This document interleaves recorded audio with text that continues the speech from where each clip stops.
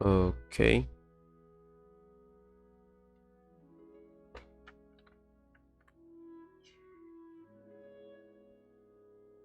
Hmm.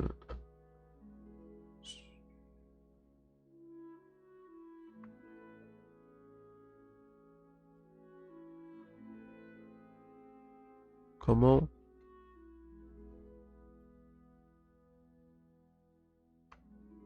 Uh. All right. Let's continue there. Is that the story? No. Oh yeah, that is the story. Okay, just one more part. Park guide. Ah, it's all here. Okay, let's continue. It's a bit low. Yeah, I know it is in here. Just point me to the map. Is it up there?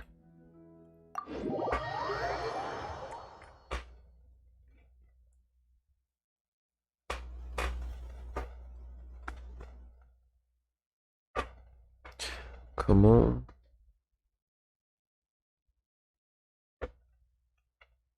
Mm,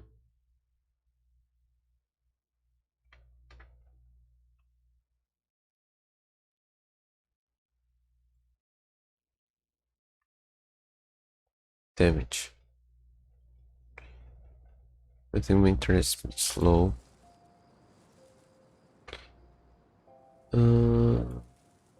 No, I guess we're fine. Time to go.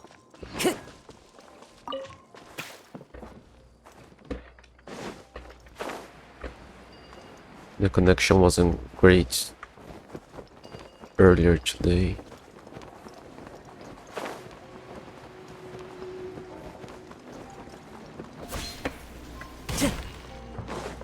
Time to go. Hmm.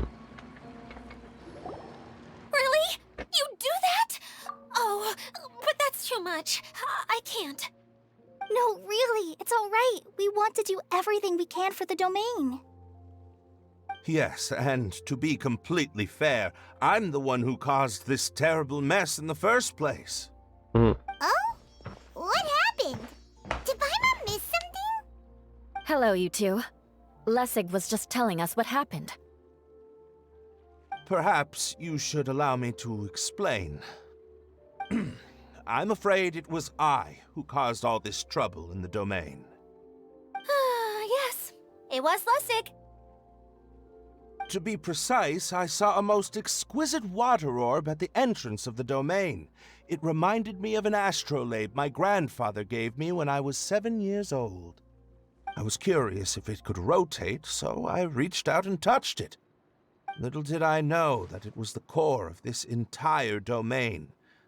What I mean to say is, I knew something was wrong as soon as the whole place started flipping. It's not just your fault. I failed in my responsibilities as the caretaker here. Oh, I knew I should have put the core somewhere more secure. Oh, you mean the big ball of water at the entrance? Yes, that's the one. Anyway, after giving it some thought, Lessig has offered to perform some more repairs and maintenance to help support the domain. But we were concerned he wouldn't be able to handle it all alone, so Eula and I will also stay here to lend him a hand. But don't be mistaken. I'm not doing this out of the kindness of my heart like Kale. My job is purely to monitor and ensure that Lessig doesn't cause any more trouble here. Oh, sure. I don't think anyone's buying that anymore, Eula. Though I do remember that Amber mentioned we should just nod and agree when you act like this.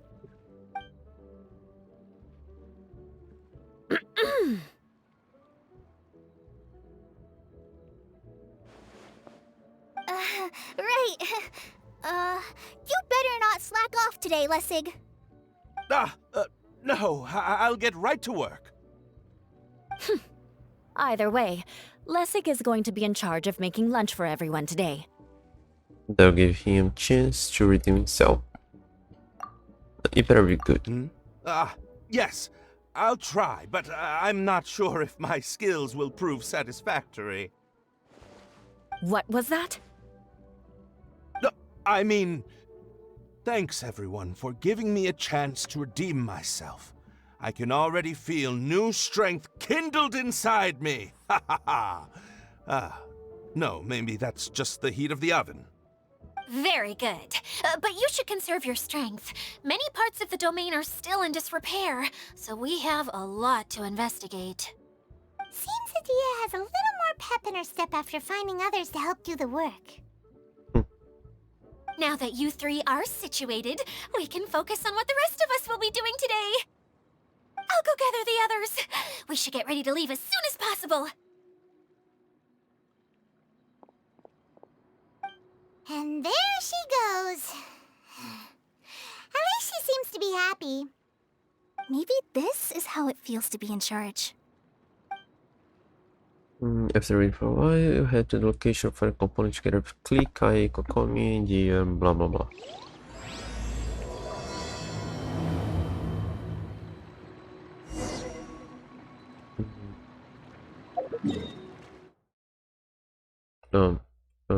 Okay, let's take this road.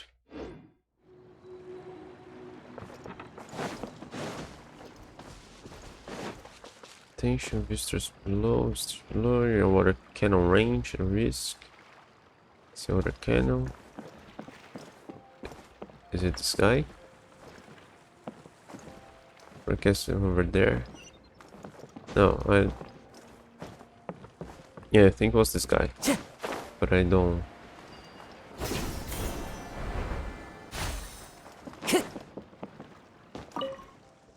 Currently under maintenance. Please switch game once this ride is ready.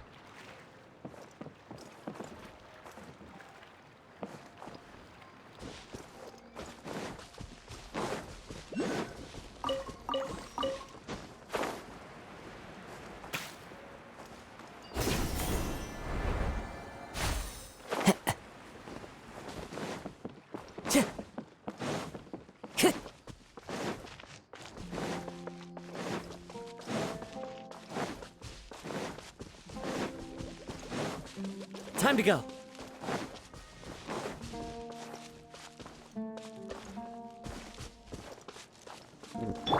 That's more fitting here. La la la. Where are we going now? We're going to retrieve the last missing component. My working theory is that the director listed on the sign has it. No details slips by our general. What's a director? A director is the kind of job. The one we're looking for is named Zosimos. Zosimos is responsible for managing everything that happens on the stage, similar to how Idia is responsible for managing the whole realm. Wow! Sounds like Miss Idia must be way busier! You'd think so, wouldn't you? Care to comment on that at all, Idia? Maybe someone else can explain. I'm just enjoying taking it easy, as usual.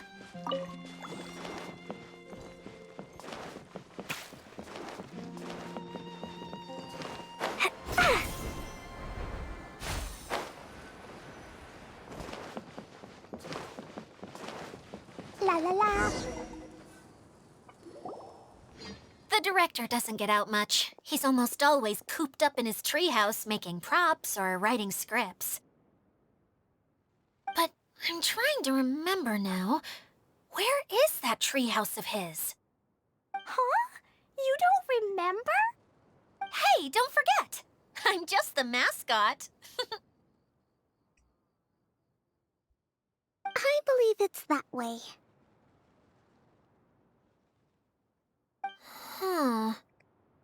Though he might prefer to be alone, given he often has to move stage props, I suspect that he lives near the theater. And having a view of the entire stage would be useful when imagining a production's actual stage flow.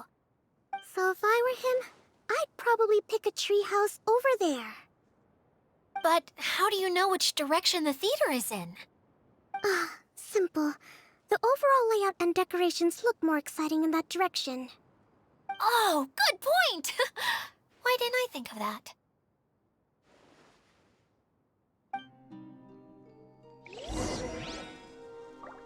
Okay, can... Okay, this is working.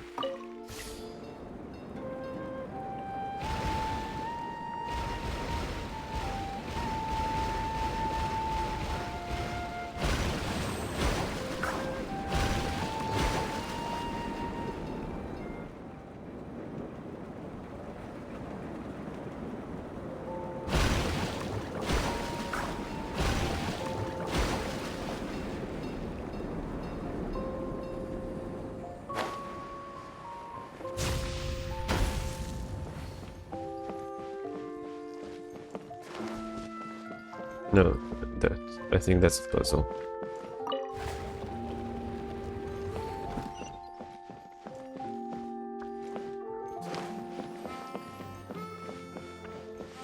Hmm. Huh. It's kind of discreet. The size from the outside. Where did that blasted automation mechanism go? Huh? The male actor standees are here, but where are the female ones?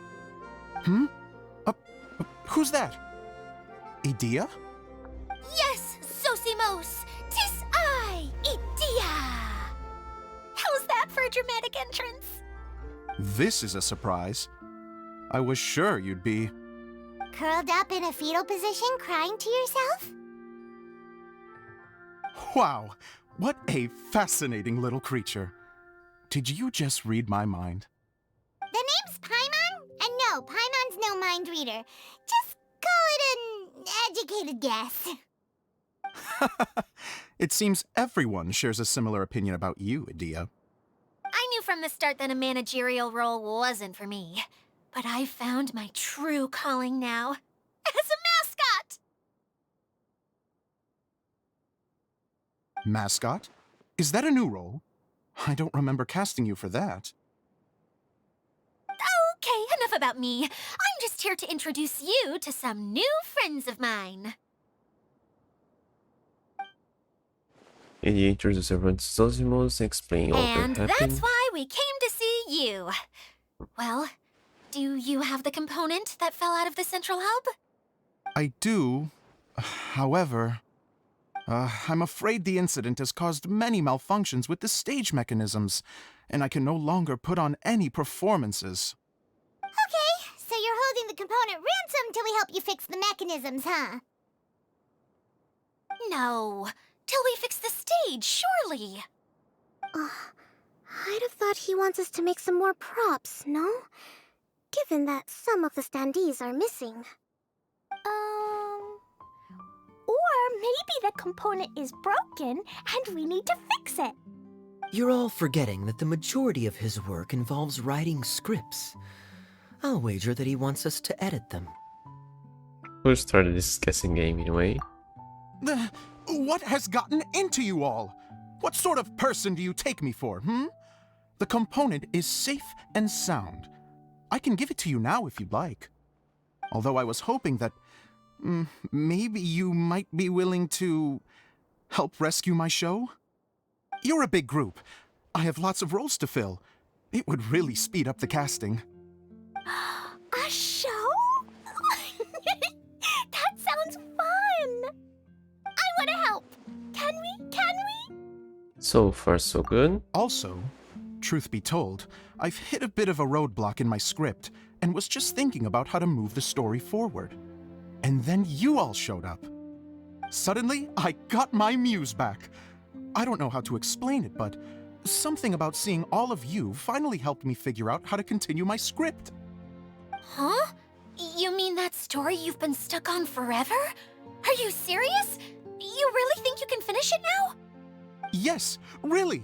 Just give me a little time, and I'll write it all up. In the meantime, I'll leave things to you, Idea. Whoa! And he's off to write the script! Zosimos has always wanted to write an epic story about a thief and a mage. Apparently, he got the idea from some rumors that were swirling around, but he only got as far as writing the intro before writer's block set in. Why don't you all take some time for yourselves while I see what I can do? We'll reconvene after the director finishes his script. Sometime later, Zosimus flies in, branching a stack of. Everyone is astonished she has finished the entire A script in short director, time. my friends, is a storyteller. And the key ingredient to every good story is inspiration. The moment I laid eyes on General Sangonomiya, inspiration hit me for a brand new character. The heroine was the missing piece of the puzzle. The rest of the story flowed naturally from there, and now it's finished. So please, take a look through your scripts, and we will tell this story together.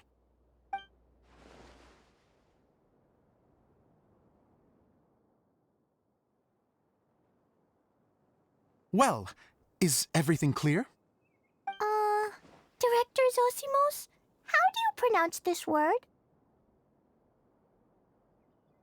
Let me see. Ah, that's sojourn. It means to stay for a while. This is a very cute moment, so let's make sure that comes through in the performance. Oh, wait! There's another word I don't know here. It's okay, Klee. We can go through your lines together a few more times after this meeting's over. That would be most appreciated, Kaya. I had a feeling about you, actually. You seem to know a thing or two about character acting. Tell me, have you acted before? You're too kind. It's all in the script, really. It just rolls off the tongue. Oh, you think so? Well, you definitely have a knack for it. I've actually been looking out for someone with your talent. If I make it as a big-time director, then I can see us working together for the long term. Be sure to stay in touch, okay? You and I are gonna go places. What can I say? Sounds good to me. Great. Fantastic. Now then, please go through your scripts one more time. But don't just read the words. Remember my notes, and really let the character inhabit you. I need to have a look at the stage, so I'll leave you to it. If you need me for anything, I'll be in the big theater right in the center of this area. You mean where we are? Wonder what the Oh. theaters are like here.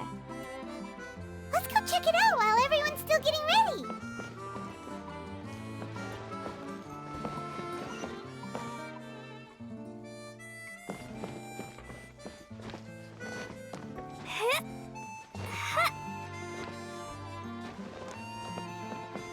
Hmm.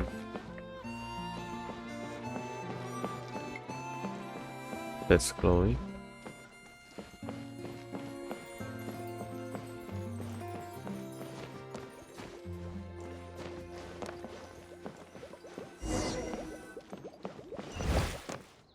No, get it afterwards.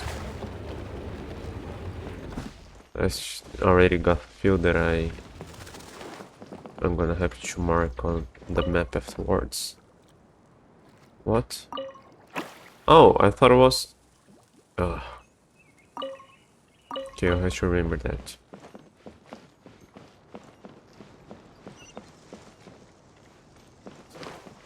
Da-da-da. La la la. Da-da-da. Da-da-da. La la la.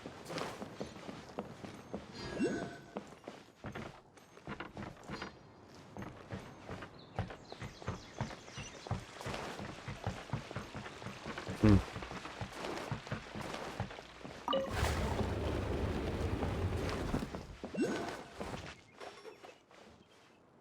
Okay, now.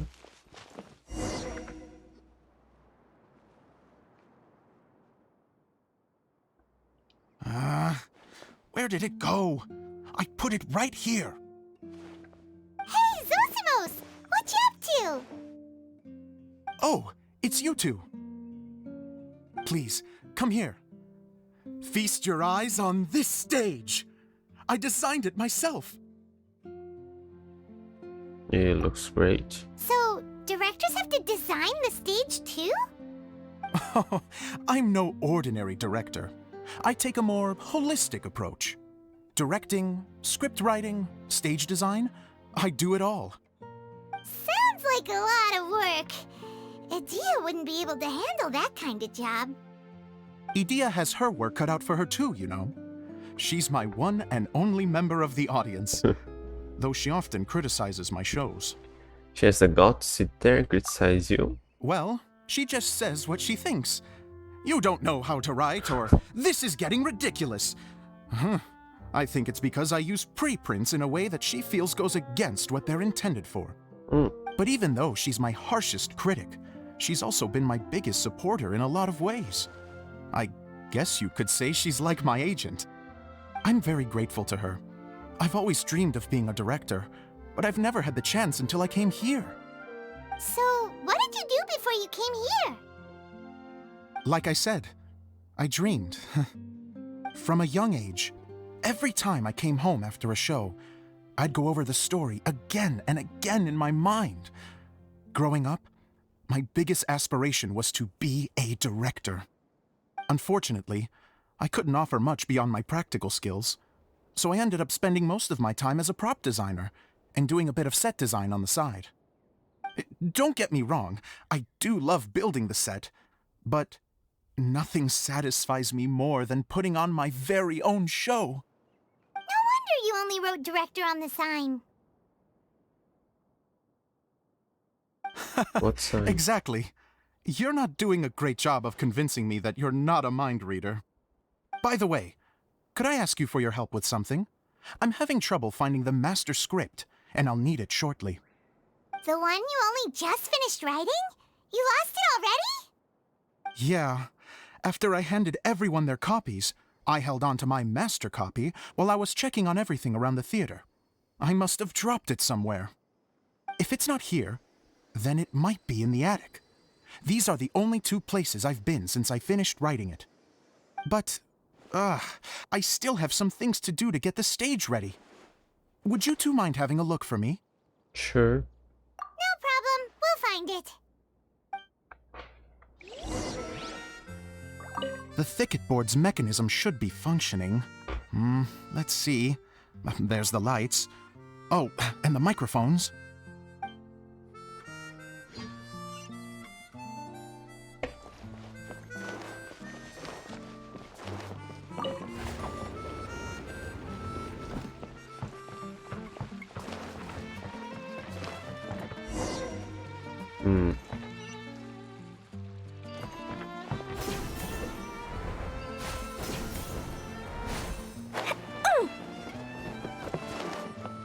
Ta-ta-ta.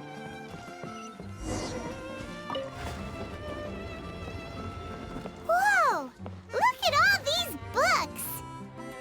Looks just like the other one. Where's the Better master room. script?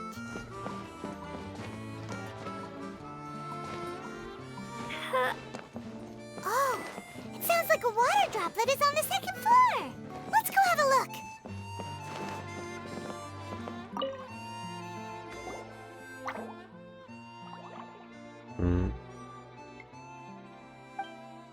Wow, this is a lot of scripts. Looks like the water droplet has been managing them for the director. Doesn't the paper get wet? Most of them look like works in progress. Okay, well, we're looking for a master script, so... Then it should be the one that's finished. Okay, let's look for the thickest one and then check the ending. This is the only script that fits the bill. Plus, it looks pretty new. This must be the master script.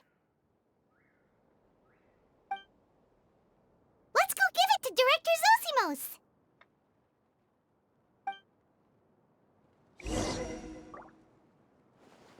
Zosimos, we got your script! Ah, thank you. That's a huge help. I'm running out of time here. There's no way I'll be able to fix everything up perfectly. We may just have to wing it. Anyway, the stage is secondary. The performance is what really matters.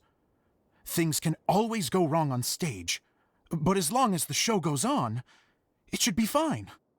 You don't sound very confident in what you're saying. It's true. I realize now that a show is the art of the unknown. Even if you have the same actors performing on the same stage, the performance will be slightly different every time. Those subtle differences are what make each performance special. You sure about that? You have a point, but I'm not completely convinced. Okay. One last request. Traveler, you can enter the preprints, yes? Can't The anybody? truth is that my sets are composed entirely of preprints.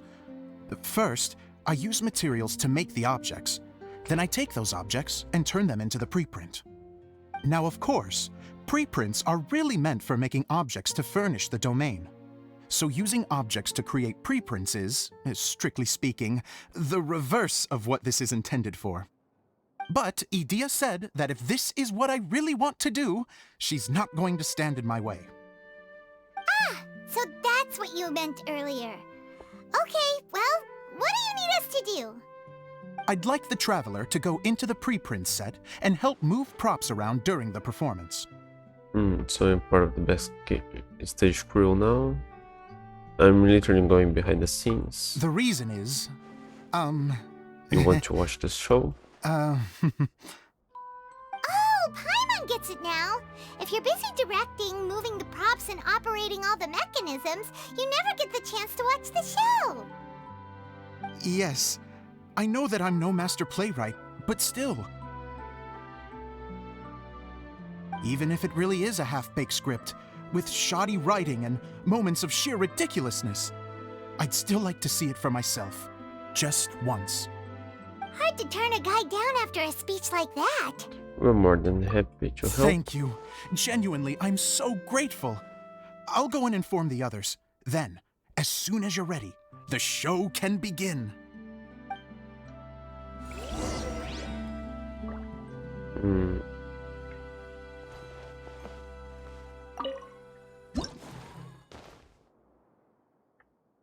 Long, long ago, there was a great thief.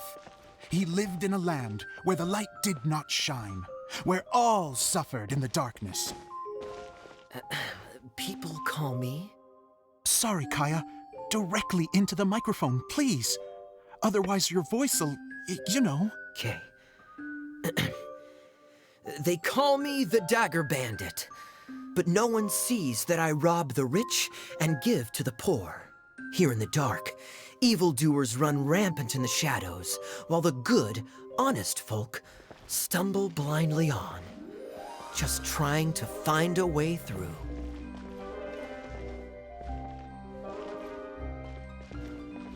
As the bandit brooded, suddenly the world was inexplicably changed as a single star appeared on the horizon and flew across the sky. Traveler, stomp on that movement mechanism in front of you.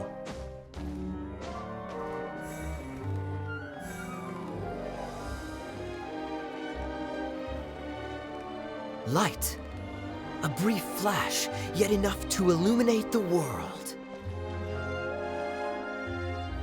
If I can find the source of that light, I can shine it into the darkness, and the people will suffer in blindness no longer.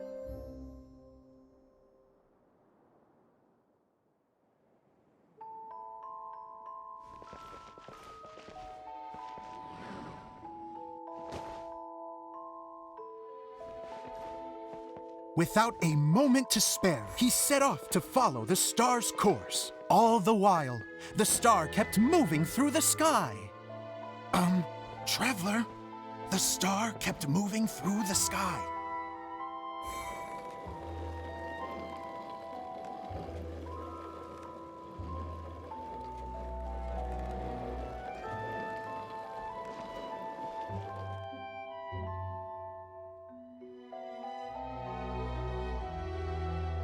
Looks like I have to go through the desert.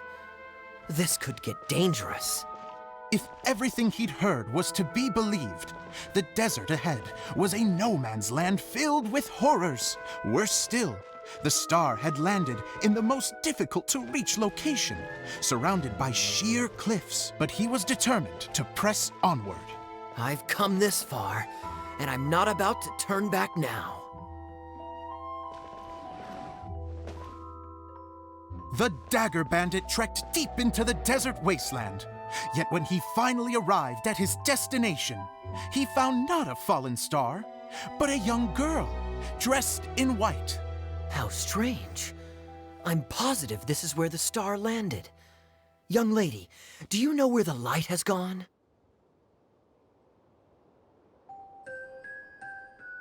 The girl replied,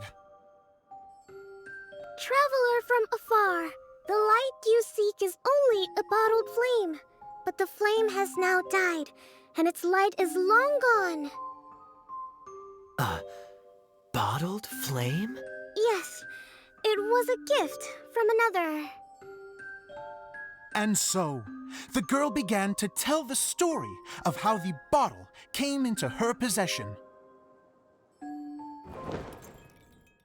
The girl hailed from a kingdom that sat atop the waterfalls.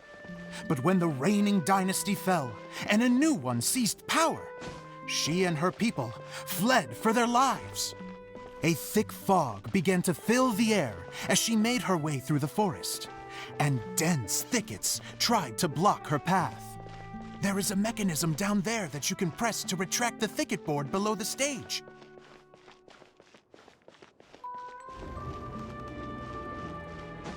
It's a bit slow.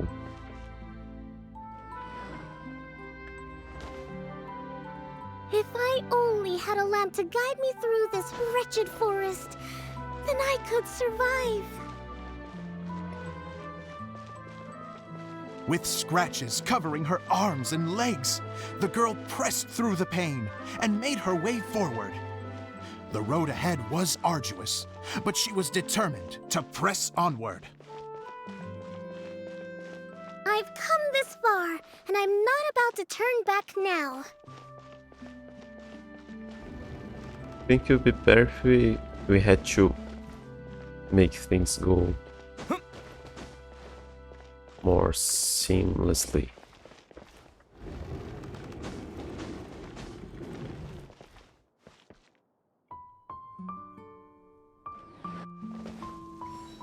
But just as she was drawing near her destination, a huge stretch of thorns and brambles suddenly came into view.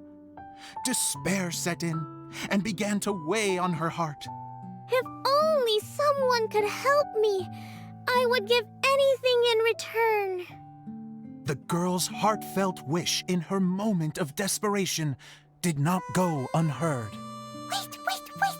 There's no mechanism for the final thicket! Ugh, I must have forgotten to check those boards. According to the story, those thickets should be gone from the stage now, right? Yes, total oversight on my part. Ugh, what a pain. I can help! Traveler, catch! What? It's a Jumpy Dumpty! The girl's heartfelt wish did not go unheard, for a Jumpy Dumpty, who was passing by, helped to clear a path for her. Oh, thank you, Jumpy Dumpty.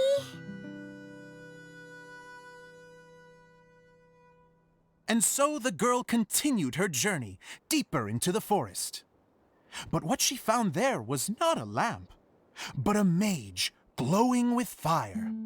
So, just to clarify, it was supposed to be the mage who helped burn a path through the thicket. Save it for the end, man! The mage took pity on the girl and handed her a bottle. Then, the mage began to tell the story of how the bottle came into her possession. The fiery mage had an adventurous spirit and enjoyed taking long journeys. On one such journey, while taking rest in an oasis, she found a beautiful bottle by a crescent-shaped lake. Klee, quick, get in the light. She was an extraordinary mage, with the power to grant people their wishes. She turned the bottle into a thing of equally extraordinary power. But the only place that it could make wishes come true was inside of the bottle. Oh me! Oh my! Look at this wonderful bottle of mine! It could make a fine toy. But better still, a sojourner's home. The fiery mage blew into the bottle, allowing it to grant one single wish outside its glass walls.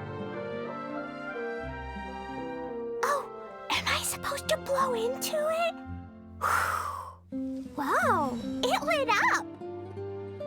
A flame was kindled within the bottle, and it began to glow a fiery red, just like the mage herself.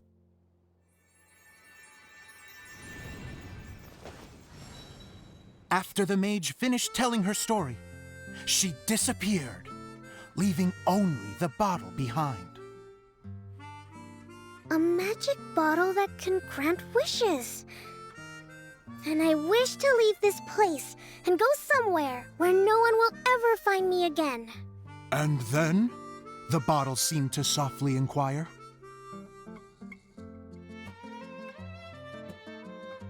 I don't know.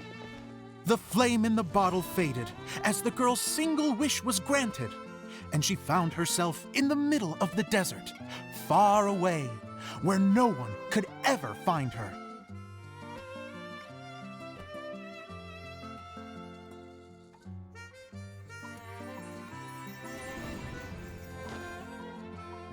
When the Dagger Bandit listened to her story, he sighed in disappointment that the flame with the power to grant wishes outside of the bottle had already died. But this doesn't make sense. If it truly granted my wish, then nobody should have been able to find me here. Maybe they shouldn't. The desert is difficult and dangerous to navigate, but I was determined to make it, no matter what. Then take this bottle with you for your trouble. It may be able to grant you your wish, though sadly, only within the confines of the bottle itself. All I wish for is light. Honoring the bandit's request, the girl wished for light inside the bottle, and sure enough, it lit up. They found that while the light was only generated within, it could nonetheless shine through the glass and reach anywhere in the outside world. Even though it doesn't burn as brilliantly as the light that shone before, this is still an extraordinary light. What will you do after I take the bottle? I don't know. Well, then maybe you should come back with me. With no reason to refuse, the girl accompanied the Dagger Bandit back to the land where the light did not shine. They brought light to that place, and the darkness was dispersed, and they lived happily ever after.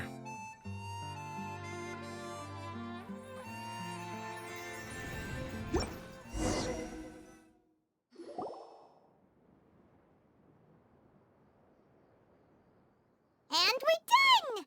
Seems the show went pretty well.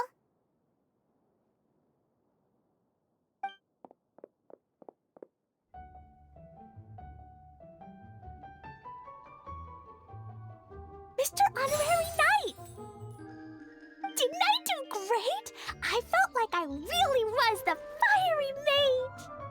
Wow, great costume, Glee! As soon as Paimon saw your shadow, she thought straight away, what a cute hat! It's the world we're born to play. Glee loves it! Thanks, Mr. Zosimos!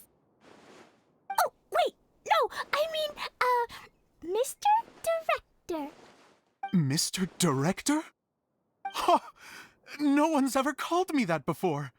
Thank you, my dear little mage. Thank you so much. Oh, I'm so happy. Miss Dia said that she tailored it a little bit so it would fit me, but you were the one who designed and made it. You're amazing. Yeah, that's amazing! And it sounds like Adia did a great job too! It was nothing really. Just one of those, oh no, whatever shall I wear to the ball moments. Sewing comes in handy at times like that. Sewing is an art in its own right. You're more talented than you give yourself credit for, Idia. Really? Oh, I'm just gonna go for a second. Please, chat amongst yourselves.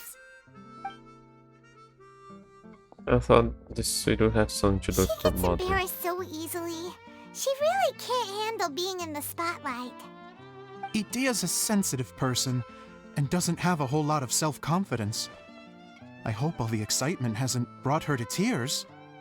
Oh, I'm a little worried. Don't worry. I'll go make sure she's okay. I'll see you all later.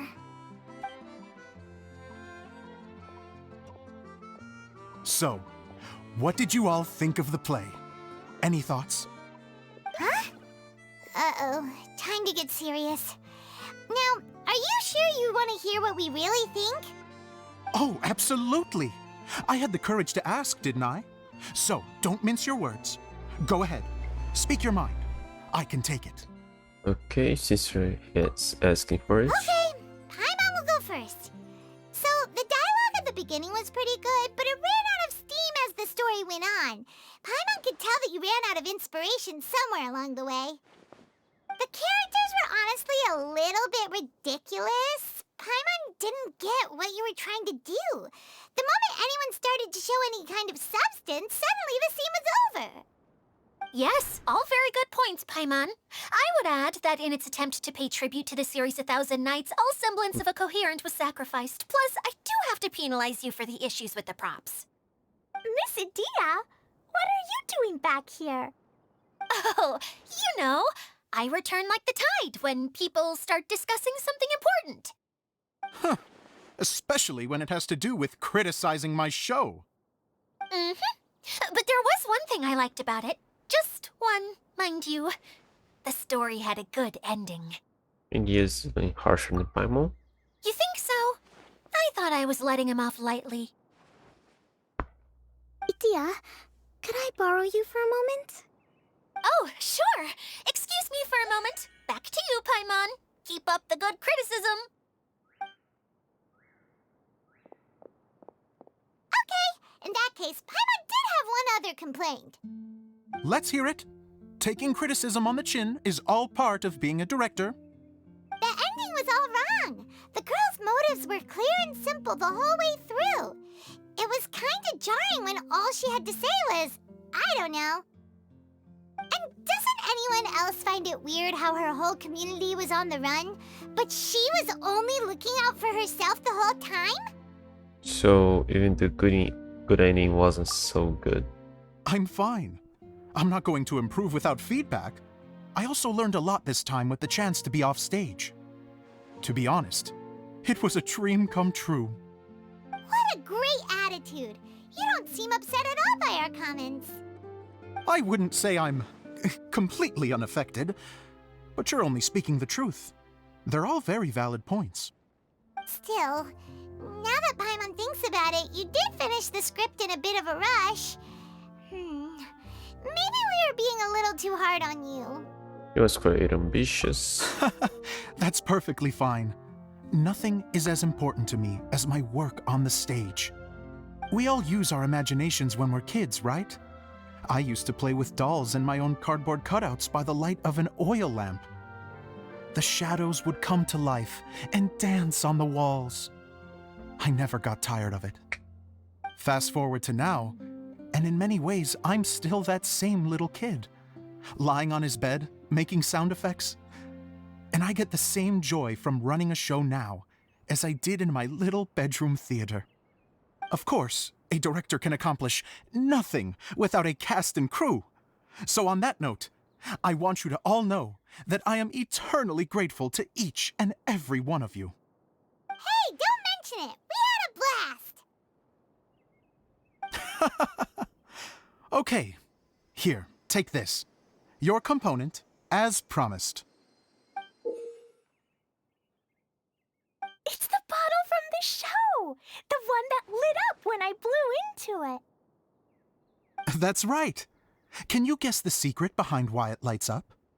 Oh, maybe there's an invisible fairy inside that opens its eyes when you blow into it.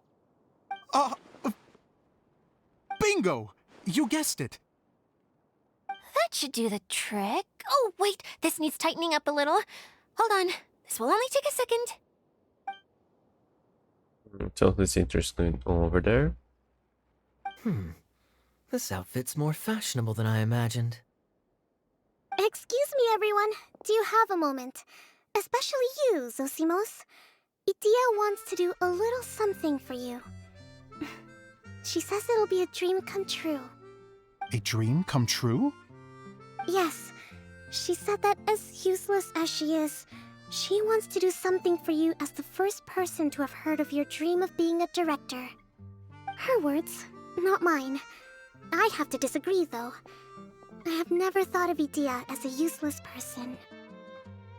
How is this suddenly about me? If everybody is ready, then I'd like to invite tonight's male lead to take the stage. Ta-da!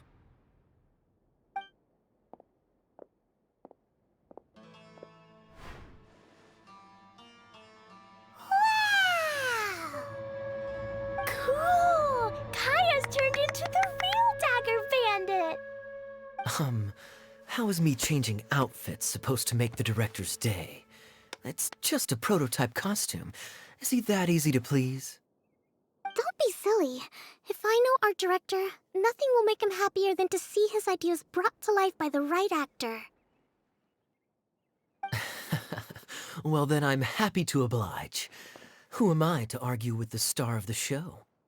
Zosimos drew up countless designs and made a few prototypes before landing on this one. It just needed some tailoring to fit properly, so I made a few stitches here and there. I hope the result isn't a disappointment.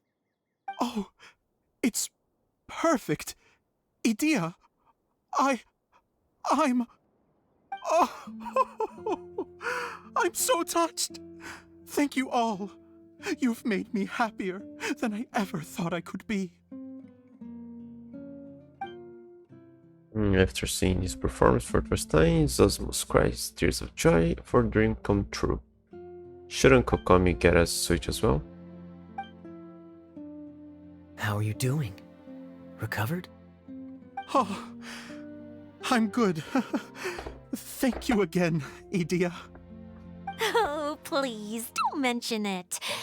Well, now that we have the final component, it's time to say goodbye for now. Let's head to the core of the Valyria Mirage and get this place fixed up. Can I keep wearing my costume? Please do, by all means. Both of you can keep your costumes. It seems only fair. Yay! Kaya, keep wearing yours too. It looks amazing. I agree with our mage. I'm sure it's not every day you get to play such an unforgettable character. Sure. I think I can be a bandit for a little longer. Bye-bye, Mr. Director. Take care, my dear friends.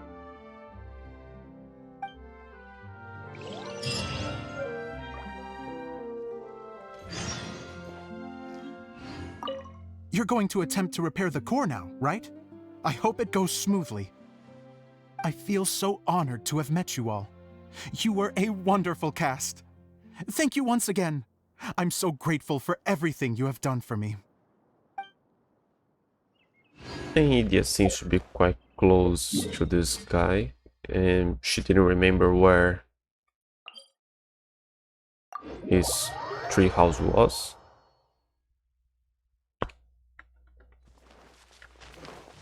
La la la. Woo!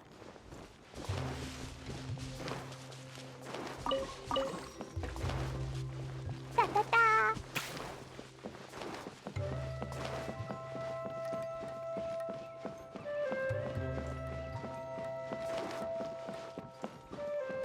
Woo!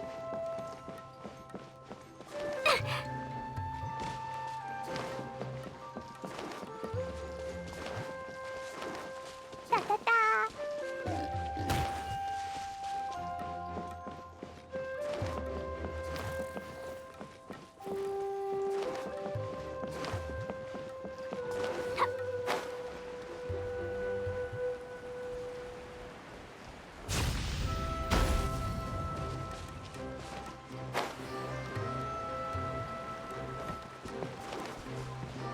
Why are you two looking at the wall? Oh, Eula and Kale! You got back before us! Yes. Idia had the water droplet send us a message just as the show was coming to an end, so we came back here to wait for you. How is Lessig doing? He finished all the maintenance work, but it took a lot out of him. He's now fast asleep in his room. Oh, I feel a little guilty. Consider it his atonement. It's only fair that he had to do something constructive before being able to sleep soundly. Seriously, don't waste your concern on him. If you say so. Okay, without further ado, let's go and fix the domain! Isn't this where we first met Water Droplet? Correct! The core of the Valerian Mirage is the largest streaming projector of all, and this domain is one gigantic preprint. Whoa, so everything we've seen is created by this? That's incredible. So, to fix it, same process as usual, right? Do we need to use the preprint? Exactly! Well done! You catch on quick. It's hard to forget after doing it so many times now. Let's get going. This is the final step! Yay! Suddenly Paimon's really excited. The hub consists of these components. All you need to do is place them onto the foundation in the right shape. The right shape? But we've never seen what it looks like. Oh, don't worry about it. Close enough will do. As long as it can spin, it'll be fine. Should be fine. I think. Sometimes you have no standards whatsoever. Something that spins. Would a water wheel count? I guess it'll be time for us to leave once this is fixed.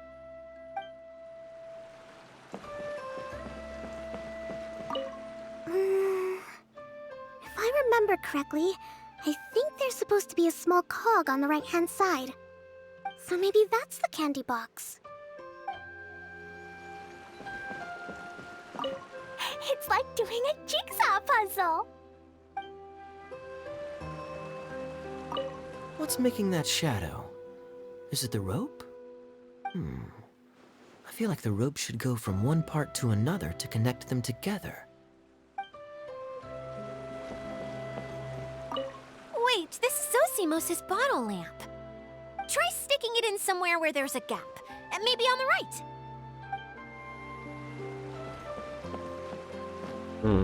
Upper slot.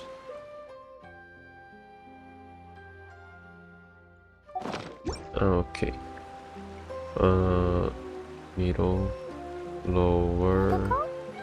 I think the lower one.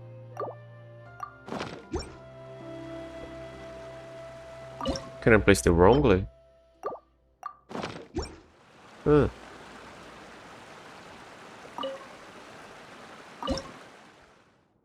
Oh. Let me see. These bombs, so heavy! Okay, what happens when I place them in the wrong place? At least I think this is the wrong place. Doesn't seem to be. Nobody mentions. Explosion inside city wall. Grounded be thy woe. Explosions can hurt people. Jin can be dreadful. Mondstadt be bombed. Klee be doomed. Those are the survival rules that the Knights of Favonius gave me. No? These bombs, so heavy. It's not that? Wait, this is Zosim. Try sticking it in somewhere where the... Was it right? Where I placed it before? It was just hovering over there.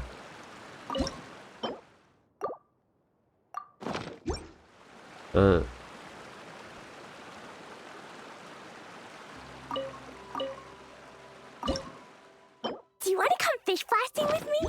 I'll get grounded for a whole day, but it's way worth it because the fish tastes so good. There. We did it! But why isn't it turning? The components are back in the core, and the hub is restored to its proper shape again. That's all we needed to do. Like any wound, it just needs time to heal. It'll probably just start turning again one day in the middle of the night when no one's looking. Really? I thought that with your special abilities, you could get it turning again right away. What? Huh?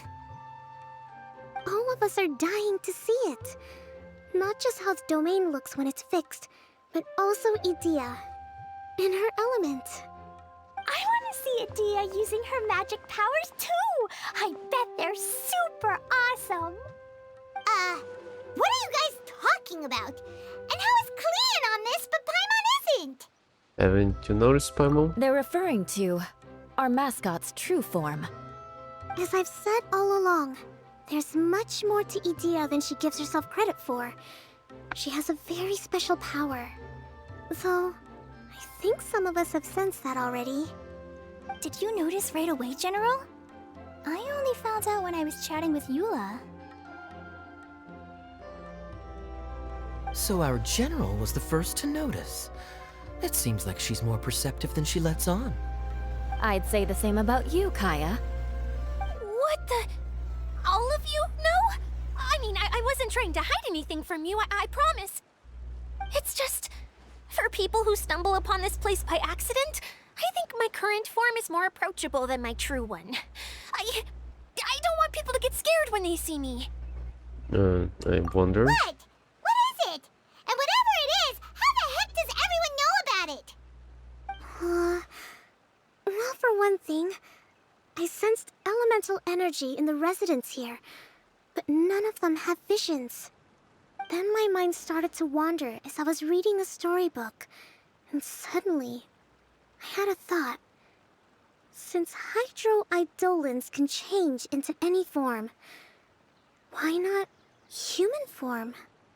You hit the nail on the head. All right, in that case, please allow me to introduce myself once more.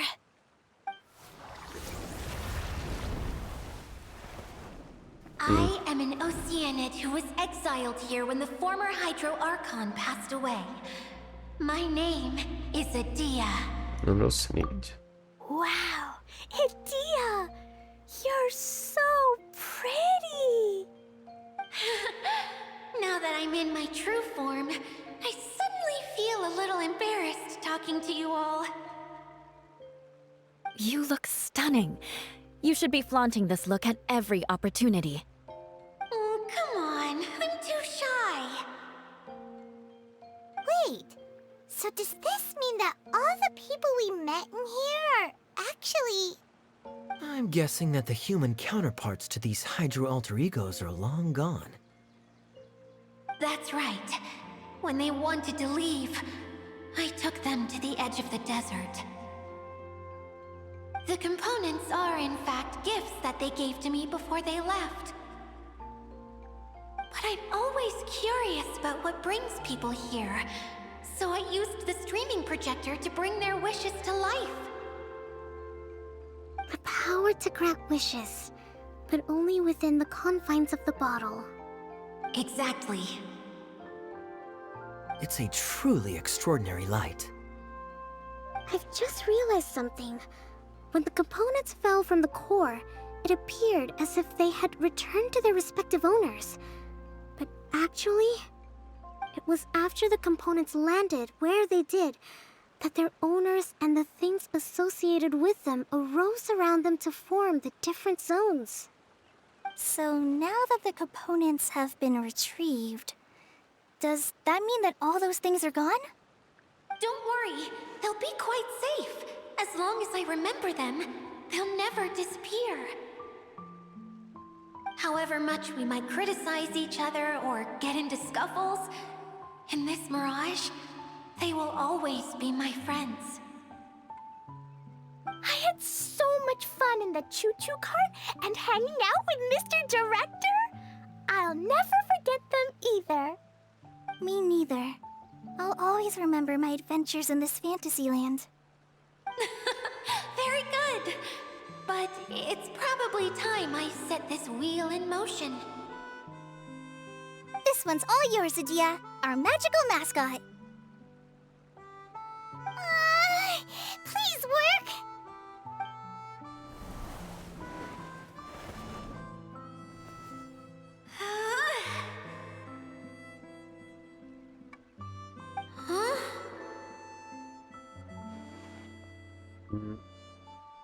Huh?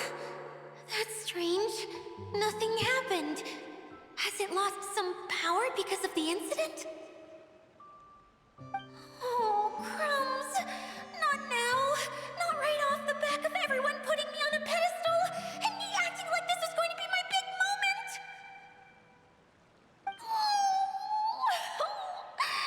Someone get me a bottle. I'm hiding myself away. See you in 100 years. You're already in a bottle. What now? This was the only way. Now I'll never be able to show you how the Veluria Mirage is supposed to look. Hold on. I have an idea. Yes, General Sangonomiya? I'm all ears. If it's okay with you, would you let me borrow the Shinro casket from the domain's core? Ah, the Shinro casket. That sounds familiar. 1 second. Here. Is this it? Wow! A huge shell! It's the relic that Kokomi mentioned earlier! So this is where it's been hiding! It was once a ritual vessel used for making offerings in the Moon Shrine. It's made from the remains of a yokai called the Shinkiro, and it can listen to the wishes of those who come to pray to build up Shinki, which gives it its power.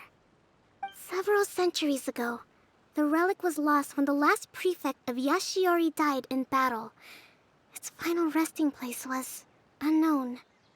The pearl that goes with it should be able to sense the casket's location.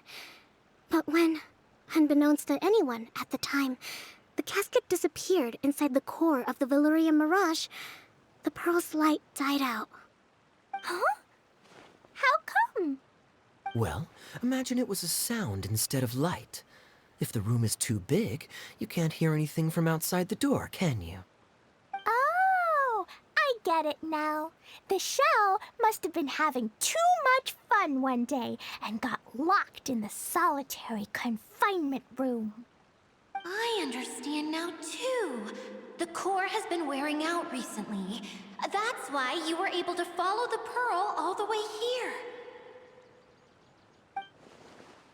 Sounds like my treasure compasses. I Get never back got to one the actually. story. Without the offerings at the shrine, this vessel quickly loses its power. Yet countless people who have visited this domain brought their wishes with them and left a small piece of themselves behind along with their gifts. These have the same effect as the offerings at the shrine. Wow! I never knew this thing was so powerful. It is. Powerful enough to help you repair the Veluria Mirage with any luck. But what do I do with it? It's simple. We just need to awaken it by telling it what we wish for.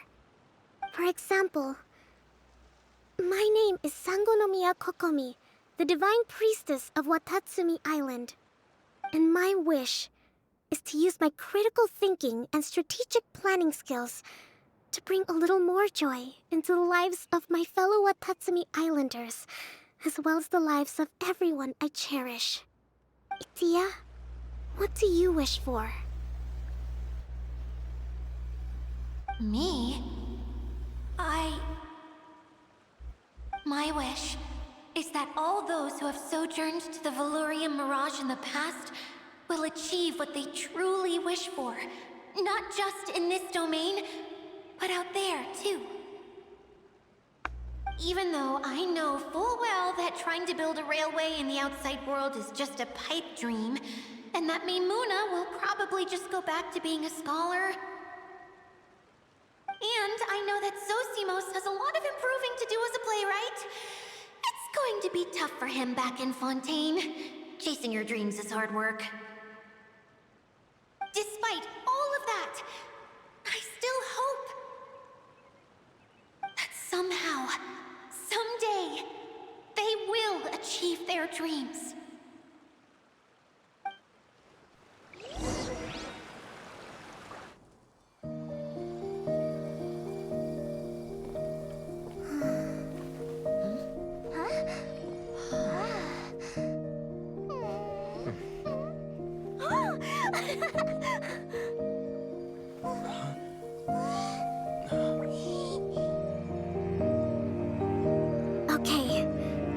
divine power of our hopes and dreams is at your disposal.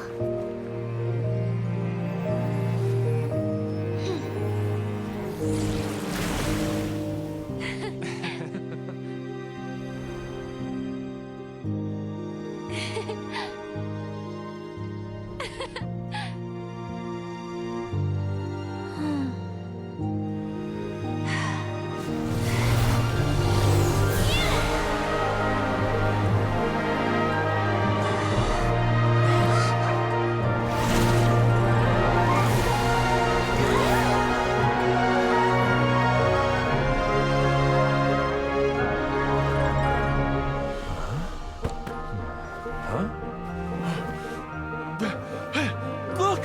The wheel's been fixed!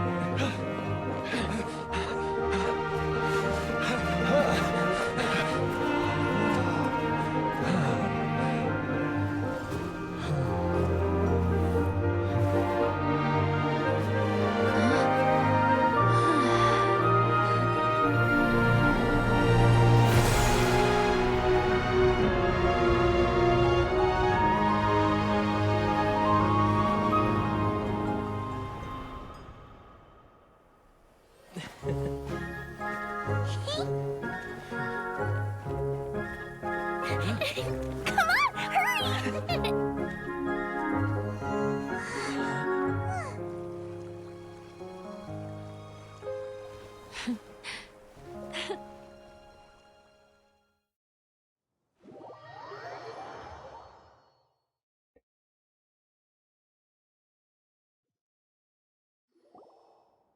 Yay! Dia, you're back to normal.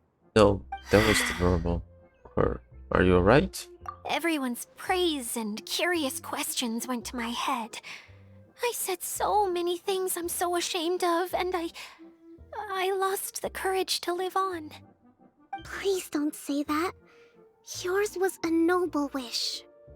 Yeah, and you weren't granting wishes for yourself. You did it for other people. I have friends like that too. Other people's hopes and dreams are what motivate them. They'll work tirelessly just to see them smile. If you ask me, that's one of the most noble things a person can aspire to. Please, no more praise. I'm really not comfortable with it. It makes me feel so ashamed. Someone like me doesn't deserve so many people's praise. It's like I'm dreaming. Well, at least the domain is fixed now, and all the components are back in place. What's the matter, Klee? I suddenly have loads and loads of more wishes. I want to ride the choo-choo cart again and look down from up on top of the big wheel.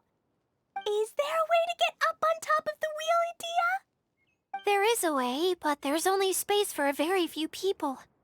That's okay. I can go up by myself. But it'd be more fun with Mr. Honorary Knight. I shall not leave your side, my Are lady. we sure about this? It's so high. What happens if we fall off? I thought you could fly. Well, yeah, but Paimon's just worried for you. Don't worry, I'll be there to make sure no one falls off. I haven't been up there in a long time myself. Hmm.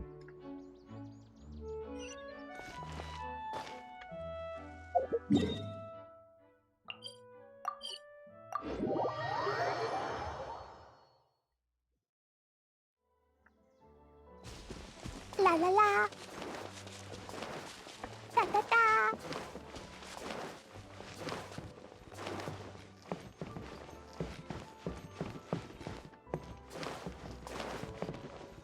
La la la. Da da da.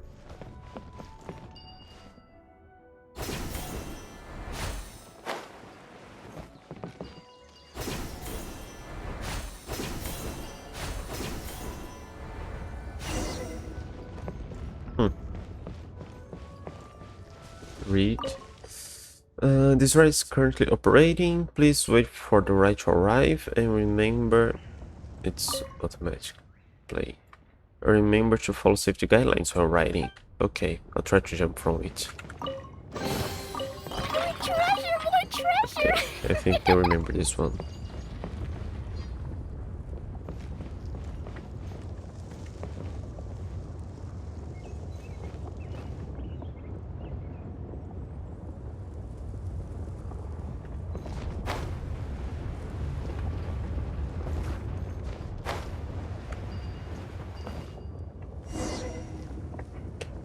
Okay. It's safe. Should make sure nobody falls. So the first thing I'm gonna do after completing this objective is jumping from up there. So high! I can see everything! Idia, next time you need to bring Kaya and the others up here. Sure thing. Dodoko? Dodoko, where are you?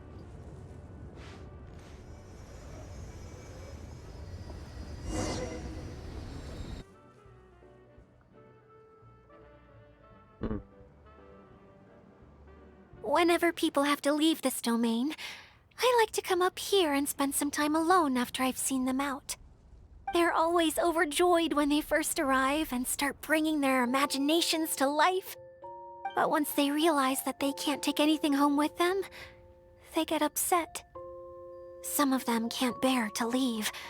Others regret ever setting foot in this place. Do you ever get sad, Idia? I feel lonely at times, but not sad. A lot of people destroy everything they created before leaving, but some don't, like the residents you met. Before they left, they asked me to make replicas of themselves using hydro-eidolons. Then they tasked these replicas with maintaining everything they built here, as if this was their way of keeping their dreams alive. That's beautiful. Yeah, I don't know how they're faring in the outside world, but just the thought that one day they might achieve their dreams and live on the outside just as their counterparts do in here, that's enough to make me happy. It feels like I'm here waiting for them in the future, where they've achieved everything they wanted. They're so nice. Really? I just think that every dream, every wish is like a flame in a bottle. Whether someone is still working towards their dream or living it already, as long as whenever they think back to that spark of light within them, it still makes them smile fondly. That's all it takes. Well, I feel super happy right now. Then I guess I finally paid Alice back after all these years. Funny to think I've been in the middle of a desert this whole time. It's just a giant muddy swamp to me. Time for Paimon to give you a nickname! Mud Fairy! Watch out for Idia the Mud Fairy! How dare you mock me! Roar! I'll gobble you up in one mouthful! Oh. I'm still embarrassed to have shown you my uglier side, but I'm glad the Valorium Mirage is up and running again. This place is going to be bustling with activity again soon enough. I hope you'll take some time to enjoy yourselves. Well, we still have some drinks to tend to. Yep! I want to get everyone together.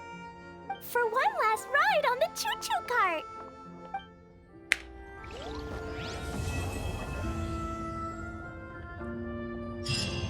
No.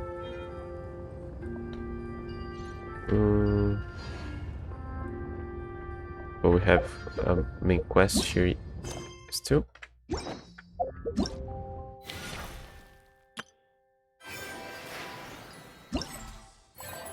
No, this is all done. Okay. Collection of Cloud9. Okay. To unlock that one.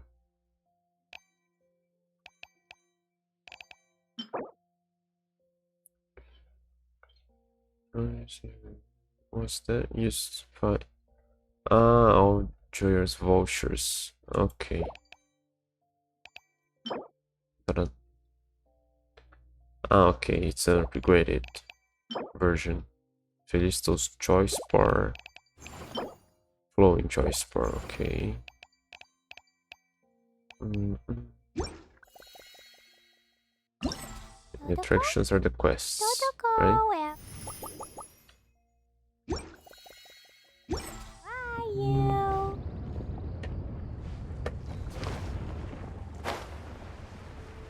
No, should be the other side.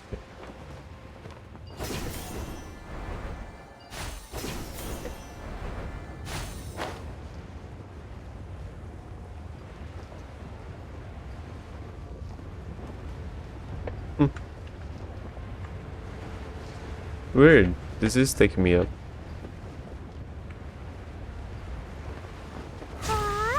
No, I didn't press this.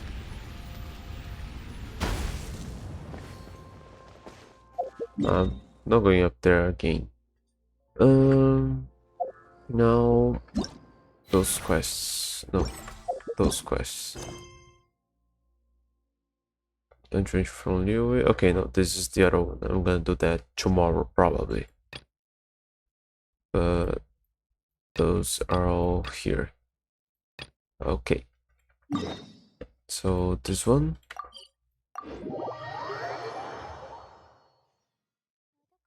Not causing bother, being for no time now. Some more interesting places we have yet discovered here. Why don't we have a chat with idea? Is that a new quest?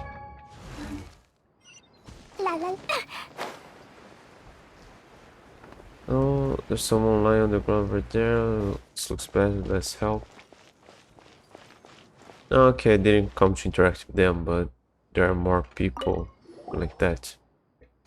I shall hire someone to do this for me. It's only the first test, but I have to cross mountains. This torture. Alright, you sound so weak. Agnes, she looks absolutely exhausted. Let's make her some food. You cook up some piping hot fried radish balls. I feel so alive. You've got skills, however, the low quality ingredients and spices resulted in a rather dry texture. That's the first person to complain about my food. How can you be so picky at a time like this? A full stomach is all that matters. On the contrary, the harder times get, the more you must crave the luxuries of life. It's how you stay motivated. The more your cash flow dries up, the bigger the loan you take out. It's the only way you can go all out and reverse your fortune. That is the trade secret of turning the tides that I, the Phantom Toy Master Madiha, am bestowing upon you in return for your aid. Phantom Toy Master, that sounds pretty cool, but looking like that, it doesn't seem right. Your toy isn't finished yet, huh? And how did you know? Let's see. You nearly died of hunger, you were so confused that you were talking to yourself, something about a test and hiring someone. So obviously you haven't finished your signature toy, right? It must be going really bad if you can't even remember to eat. How could you say that? I won't be spoken of like that. My barking fox is in the final stage before production. Once I figure out the flight envelope of the barking fox, I'll be able to write a manual that even fungi can understand. Then, with another loan for mass production, I'll be able to turn a huge profit. Flight envelope? What manual? Explain without the technical jargon so Paimon can understand. It's easier to just show you. Mahina pulls out a blue package from her bag and quickly inflates it. A moment later, oh, kinda looks like Chumpy Dumpty. Is that your signature toy? It doesn't look like a fox. You should just call it something like limited edition Big Ear Sunsetia Bomb Blue Star. Uh, and why is it called barking? It doesn't even look like it's barking with laughter. No, it's because its jets sound like someone barking with laughter. Have a listen if you don't believe me. It emits an indescribably low howling sound. You will be stretching called the bounds of you will be stretching the bounds of truth to even consider comparing it to barking. Where did she even hear the laughter from? Paimon thinks she may be barking mad. Anyway, a small hot air balloon provides lift for the barking fox, while the hidden jet provides propulsion, so it has excellent maneuverability. Just imagine a toy that can fly nimbly. Forget kids, even adults wouldn't be able to resist its charms. You may say, well, it does sound quite novel. Paimon smells something familiar. Let Paimon guess. He is going to say, please help me complete the final tests and I'll reward you. But Paimon and Hinus will have to think about it. We're busy and you have to make it worth a while. No, of course a small reward won't be enough. I will do the math. 60, no, 70 of the total Barking Fox profits for the next year. What do you think? 70? Isn't that a bit too much? Paimon means to say you're speaking Paimon's language. Phantom Time Master. Can even be mass-produced within a year. And even mass production may not turn a profit. Now you've grasped the crux of the matter. The faster you complete testing, the sooner the Barking Fox can enter production and begin sales, and the more you'll make. We must work together to perfect it quickly. It's a win-win situation. Oh, this is starting to make sense now. If we do this, we'll be involved in the toy industry and can be called merchants, right? Time is money, let's get to it. I sought help from a few adventurers in the past and set up a few flight envelope tests challenges based on their experiences. Let me show you where they are. The Barking Fox's future and the Phantom Toy Master's brain are in your hands. Okay, so flight courses.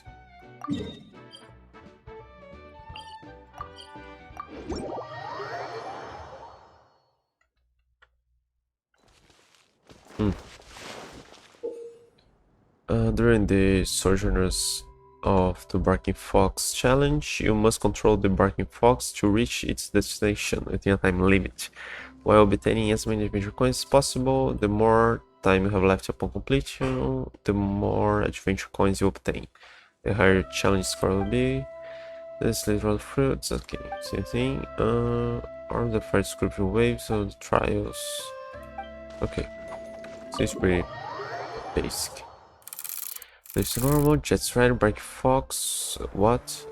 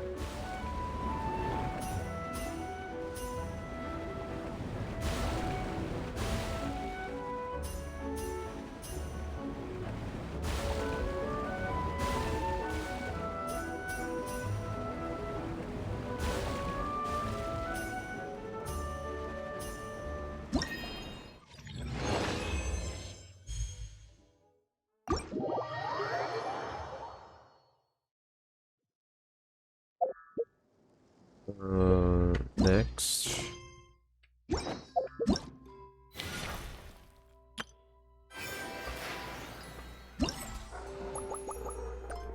That's the one.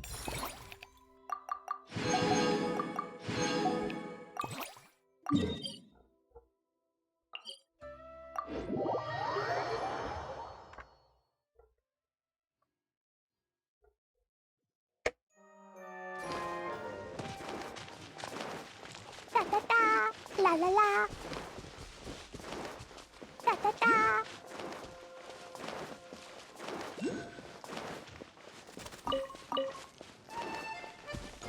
La la la. Where?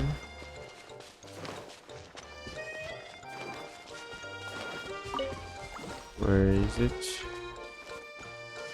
Da da da.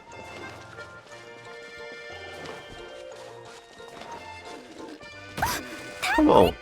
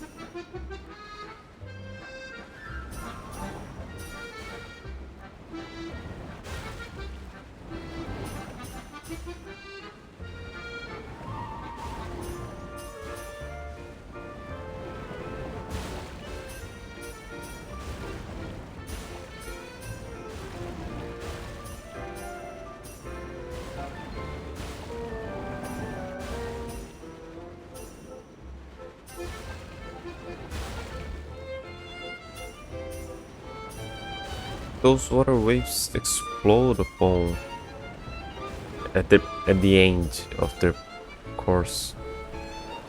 I don't know if I've been hitting a lot of them or not. Especially those.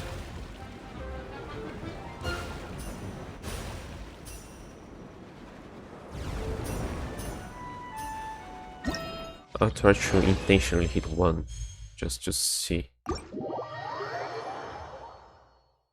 I think I hit one back there, but I didn't really notice anything different. I thought I would lose some of that health below, but I didn't.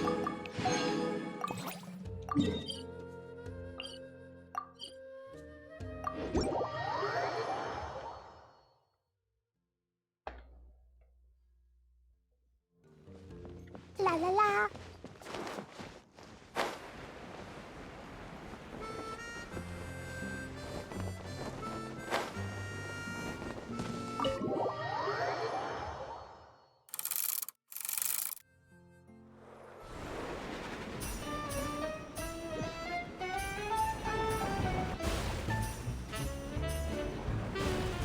Yeah, I don't lose health. I think just bumped a little bit. but no big deal. Not really an obstacle.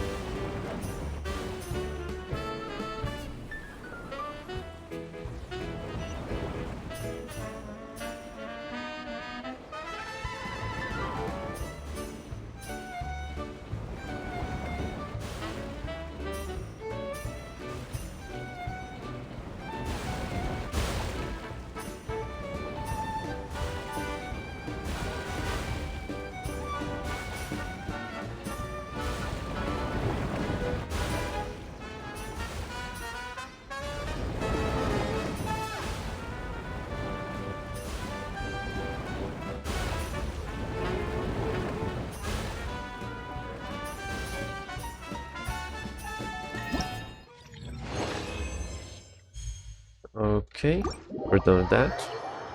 Do we have to report back?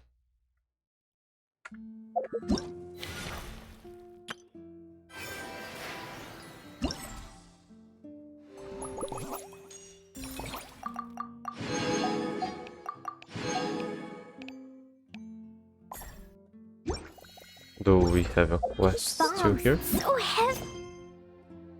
No. Let's talk to her again.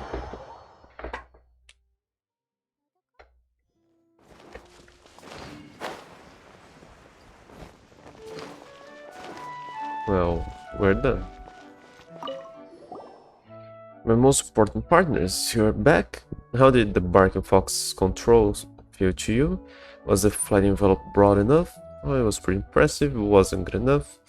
Maybe we should talk about you instead. Goodbye for now. It was pretty impressive.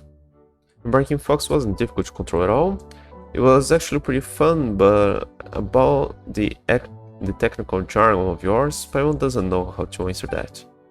Your response would be best classified into the user could not accurately describe their feedback category. No, that's pretty common and not a big deal at all. No matter how many tries it takes, as long as you complete the test challenge without making personal modifications to the Barking Fox, then its flight performance is at the expected level. Personal modifications? That sounds complicated. English doesn't understand anything like that either. I can learn for Paimon. I'll make Paimon a jetpack. Pass. Paimon doesn't find monsters in the sky, so speed is useless for Paimon. And if Paimon is too fast, you'll never be able to keep up. Even if Paimon races ahead and waits for you, you'll have no one to talk to, eat with, or enjoy the scenery with while catching up. And that sounds really sad. What's the point if we can't travel together? Exactly. Don't never abandon me. Exactly. You're presented with the chance to speed through the air, yet you refuse to move forward without your companion. I feel deeply moved by your conversation. How about you two invest a bit more in me? Yes, I think around 60 million more should do it. I can develop an assistive propulsion jetpack for your wing glider and create a miniature version for you. It will only take a little over a decade or so. Once it's done, you can zoom through the sky together. How did this suddenly become about Mora? Not only are you asking us for so much, you also want us to wait a decade. You just barely finished your small flying toy and now you're talking about a huge device to help people fly? Can you really do that? Of course, just put your trust in me, the Phantom Toy Master. Then we'll use our share of the profits as a deposit. Make a prototype first, then we can talk about investing. That's a great idea. Mahida said the Barking Fox will sell really well, so earning a mountain more should be a piece of cake. Phantom Toy Master, we're your most important partners. You said the Barking Fox will sell really well, and we have such a huge cut. Maybe you'll be the one owing us 60 million more next year, maybe even more. But the proof's in the pudding. Make us prototypes first, and if Paimon wings are satisfied, we'll consider reducing the amount you owe us. You're actually using business lingo to respond in kind. Curses. Then we'll wait until the Barking Fox goes on sale and see how it does. There's no need to worry. Don't worry about what I just said. In fact, if you just forget about it, it's fine. That's fine by me. Let's see. I had some other options there. Verification. I can learn for Paimon. Past Paimon doesn't fly monsters. No, same thing. I wasn't mentioning for Paimon now. Paimon there went down me. Okay, yeah, it's the same thing. Okay.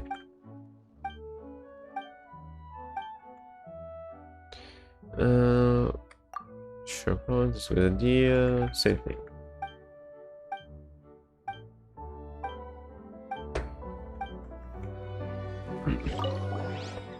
Okay, it wasn't good enough. Really, Pamphlet was okay. It was kinda slow. Looks like he's become a harsh critic after testing so many people's inventions. Negative feedback, can't believe it. Could you please tell me what's wrong? It's too slow. It isn't maneuverable enough? Yes, I don't know, just isn't good. It's too slow. Should have expected this. The many users who can't even describe their problem. I just said it's slow. I don't know where to start. I have to make sure our advertisements don't target such customers. That's not what I meant. Anyway, let me have a look myself. And thank you for the feedback. Okay, maybe we should talk about you instead. Alright, if you call yourself the Phantom Toy Master, you must really have an amazing design experience. Is that how you say it? And you seem to know all about investments. You're always talking about huge sums of money. You must have made ton of money before. Emotional damage. What's wrong? You look like you're about to die from pain. No, I will never die of anguish. If I am to die, I will die extremely wealthy due to overindulging in every luxury imaginable. Only the regret of missing out on a business opportunity can harm me. I even survived traveling on foot in the desert for 3 whole months. Those awful debt collectors who forced me to flee into the desert will never understand. But mark my words, my innovations will one day be turned into more. She dresses a bit like... Yeah, she dresses like a Sumero person, but she talks like a fontaine. Fontainian. So you want a lot of money on the month of death. No, don't say such vulgar things. I just had a lot of unexpected expenses due to trial and error while exploring the boundlessly fantastical secrets of toys. Paimon finally understands my hidden situation and what Phantom Toy Master actually means.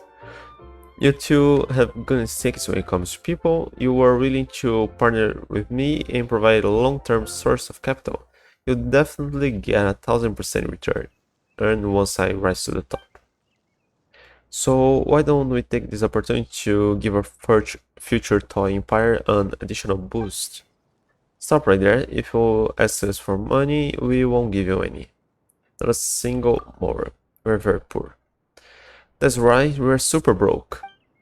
Okay, we shouldn't say that. It's not that bad. But we have a really long journey ahead of us, and we have no idea how much more it will cost. After all, we worked hard and took a long time to earn our mora, and we would have been starving on the streets long ago if we gave it away to just anyone.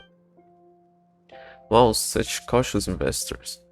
Does this mean funding is dried up again? But that's fine. Just don't regret it. The earlier you invest, the higher your cut. The minimum investment will be much higher in the future. Okay, now let's check the other guy.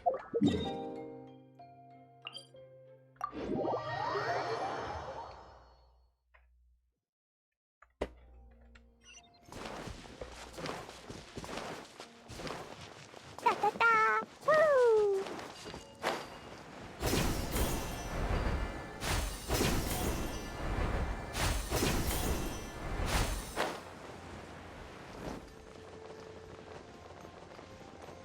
Ah, it's the one I was passing by.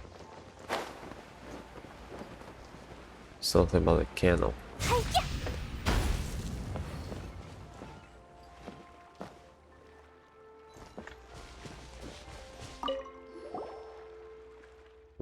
I never imagined that YouTube would follow the sound of the broadcast here, especially after being warned. Pardon me, but this attraction isn't officially open to the public yet. Please wait a few minutes for me to make some final adjustments. Ooh, stop it now? What are you planning? I've heard words that sound super scary. Water cannons must be the huge thing over there. Wouldn't call that huge, but okay.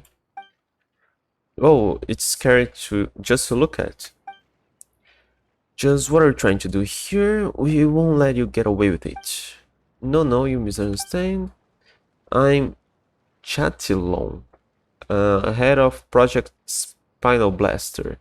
This project simulates naval battles, but much more fun and casual. Spinal Blaster is approved by Lady Idia, so you know it's safe.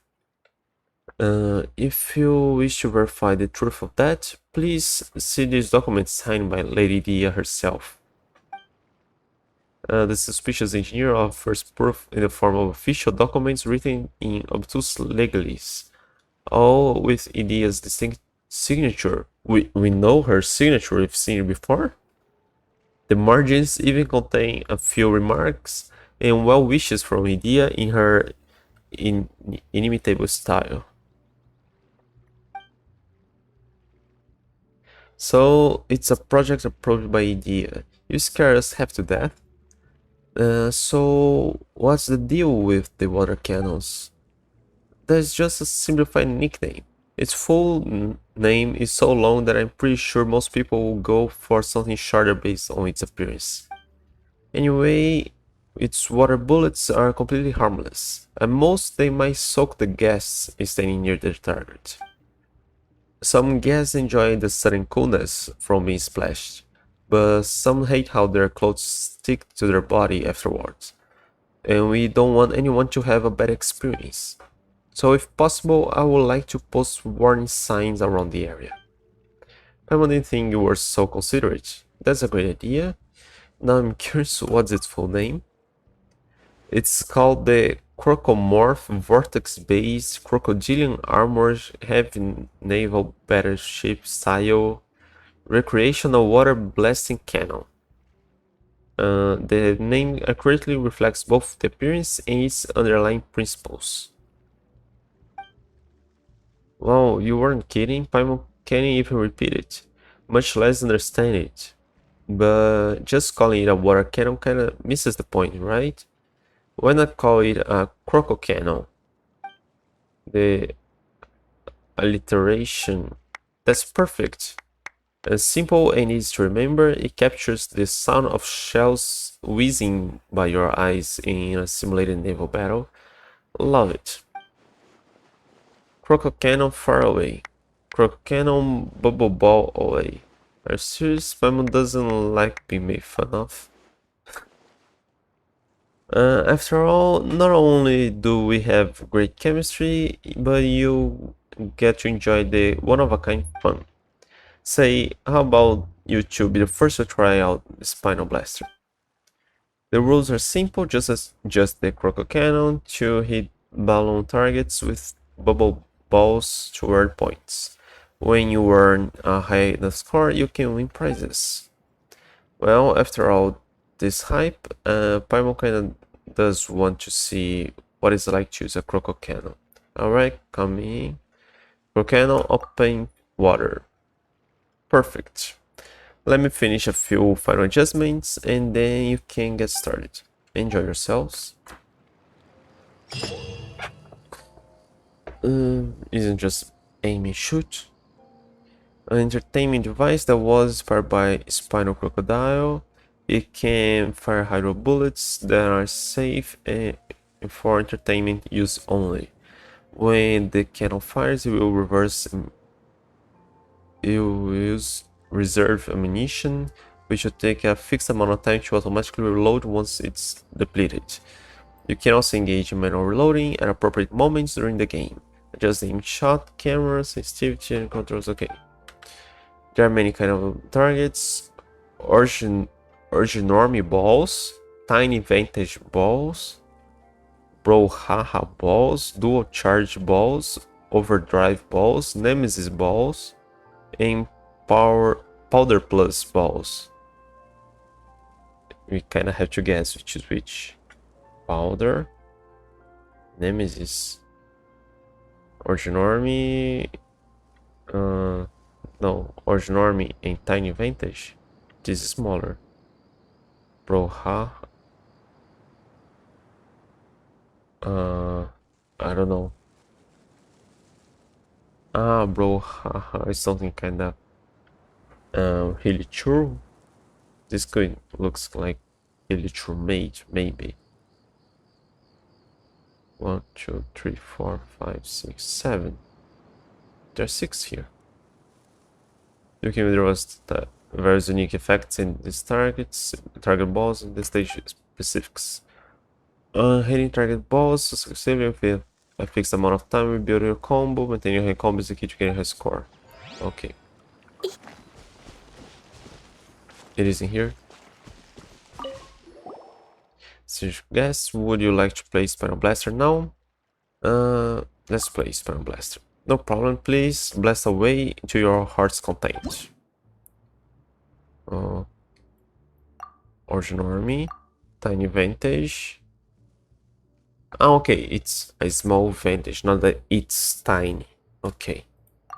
Brouhaha, dual charge, overdrive, powder blood plus. 20 points, 50 points. Okay. Deducts 20 points, so avoid that. Ends combo. Strange ball causes explosion, deals damage to nearby target balls. What if that's close to that? Is it good? Is it a good choice? Transfer this. Croco Cannon will enter power overflowing mode. Infinite ammo for fixed amount of time. Okay, the ball causes damage in large areas of effect. Necessary negative effects. Oh, good. There's friend's ball. The Croco Cannon reserve ammunition will increase. For added maximum ammunition, you gain 20 points. Good.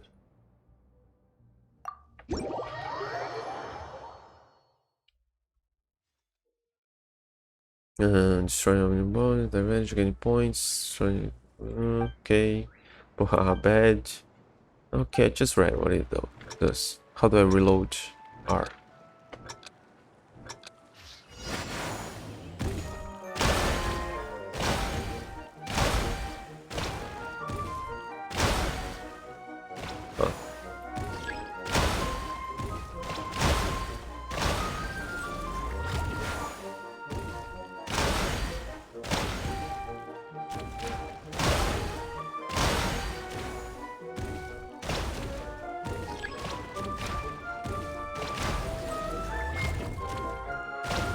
Damage.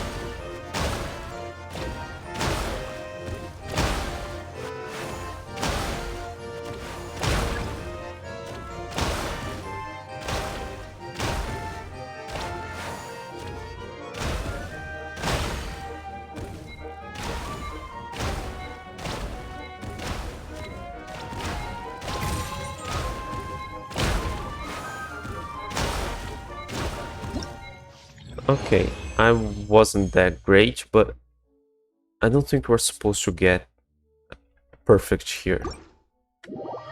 There was some that were finishing quite fast.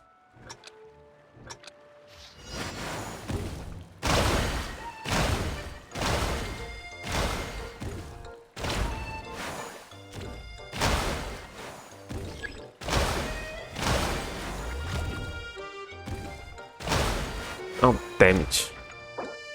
Yeah. Let's go again. Ah. Why do I have to finish it to get a try again and I can get a cancel and then try again?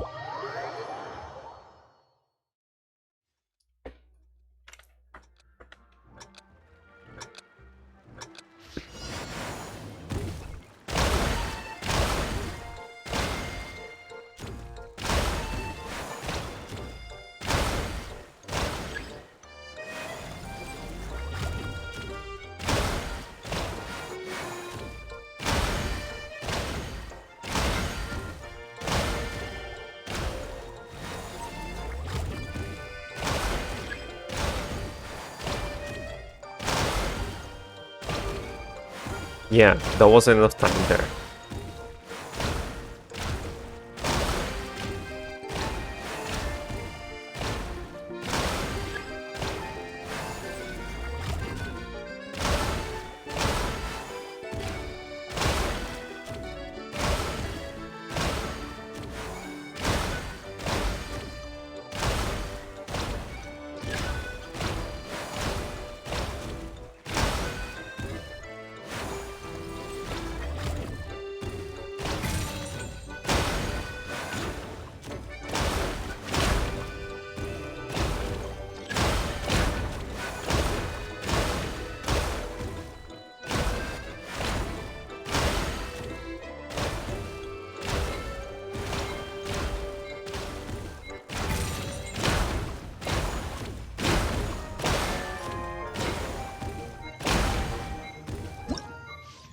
Yeah, I don't think we can get perfect.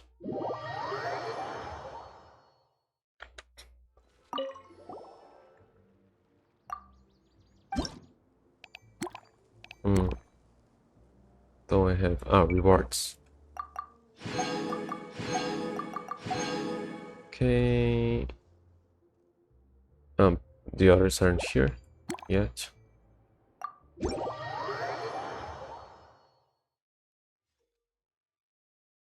Nemesis ball is a target ball made of a special, exceedingly tough material that requires multiple hits to destroy. Each time you hit it, you will gain a small amount of points, and you gain lots of points from destroying it. Okay.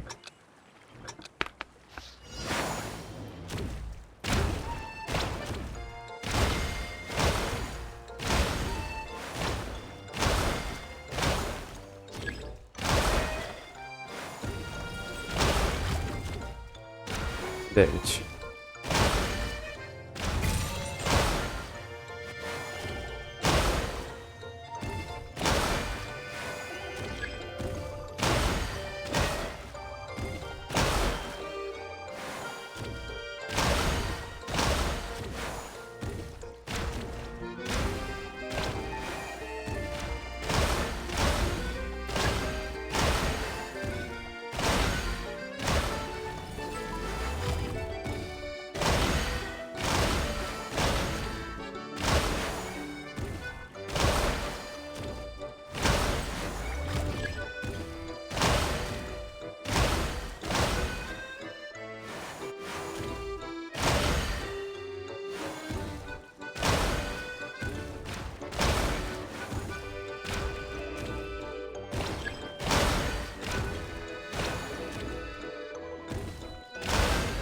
Damage.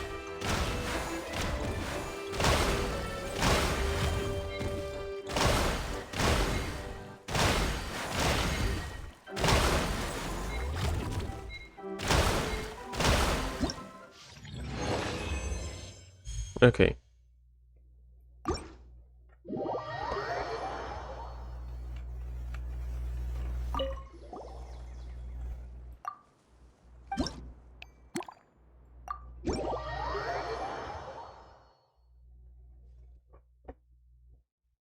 Target was affected by self-destruction protocol, self-destruction after a period of time. Their destruction will not count towards your score.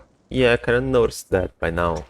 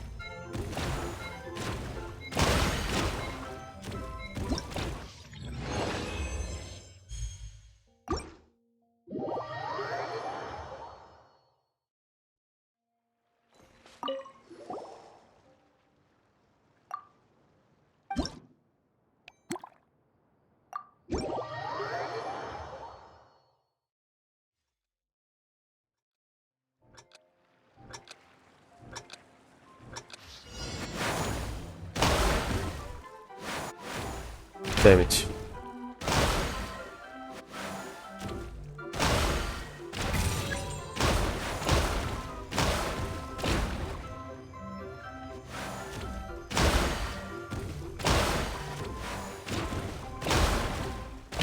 Damn it.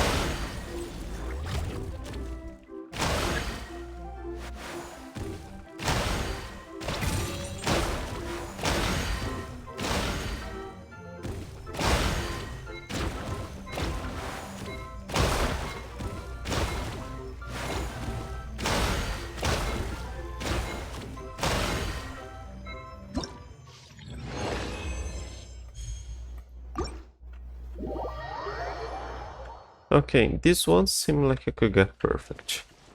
I messed up and shot the haha. But I think this one was doable.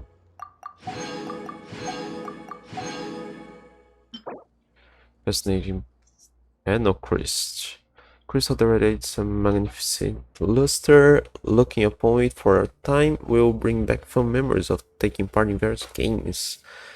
With so many interesting sights to be seen within the Velurian mirage, it is strange that such vast quantities of joy will crystallize in a pure gemstone. Can be used to unlock valuable rewards. Okay.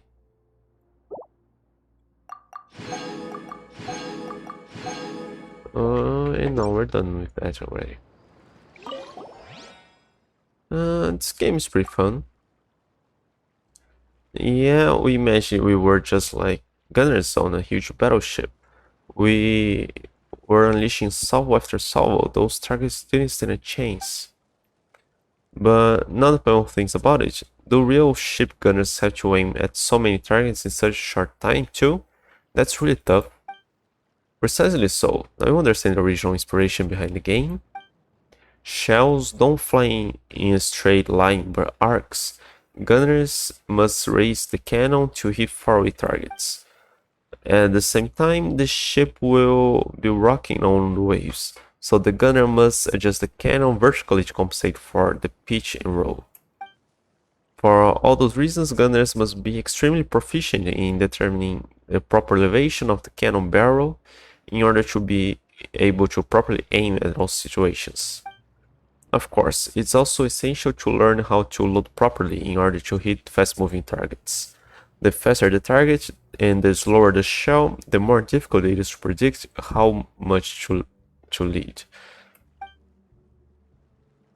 That's why I invented the Crocomorph Vortex-based crocodilian armored heavy naval battleship style water blasting training cannon. The speed and cost of ammo are both quite low. By placing the cannon on a rocking, floating platform and using balloon targets, super gunners can be quickly trained, greatly increasing the battle prowess of the entire fleet. Training. So this game is actually a project to train gunners. Paimon smells a new scent in the air, and it's gunpowder. If Dia found out there's such a military project in Felurian Mirage, wouldn't she feel unsafe? Relax, Lady Dia knows all about this. I don't plan on to change Felurian Mirage into anything resembling a battlefield. Pay attention to my words. I said it was my original inspiration, and now it's recreational and not training. Far as I can tell, Fontaine's fleet doesn't need me anymore, or rather, Fontaine has no intention to ever form another fleet like that. My invention has no other purpose so it might as well be used for something fun. At least it will bring people some happiness. I guess that's okay. Why do you sound so dejected? Did talking about Fontaine's fleet remind you of anything unpleasant? Nothing like that. I don't want to spoil the mood. Lady Dia gave me a precious opportunity that allows me to keep doing what I do best. As long as you're happy, I'm happy. The work I talked about is all in the past.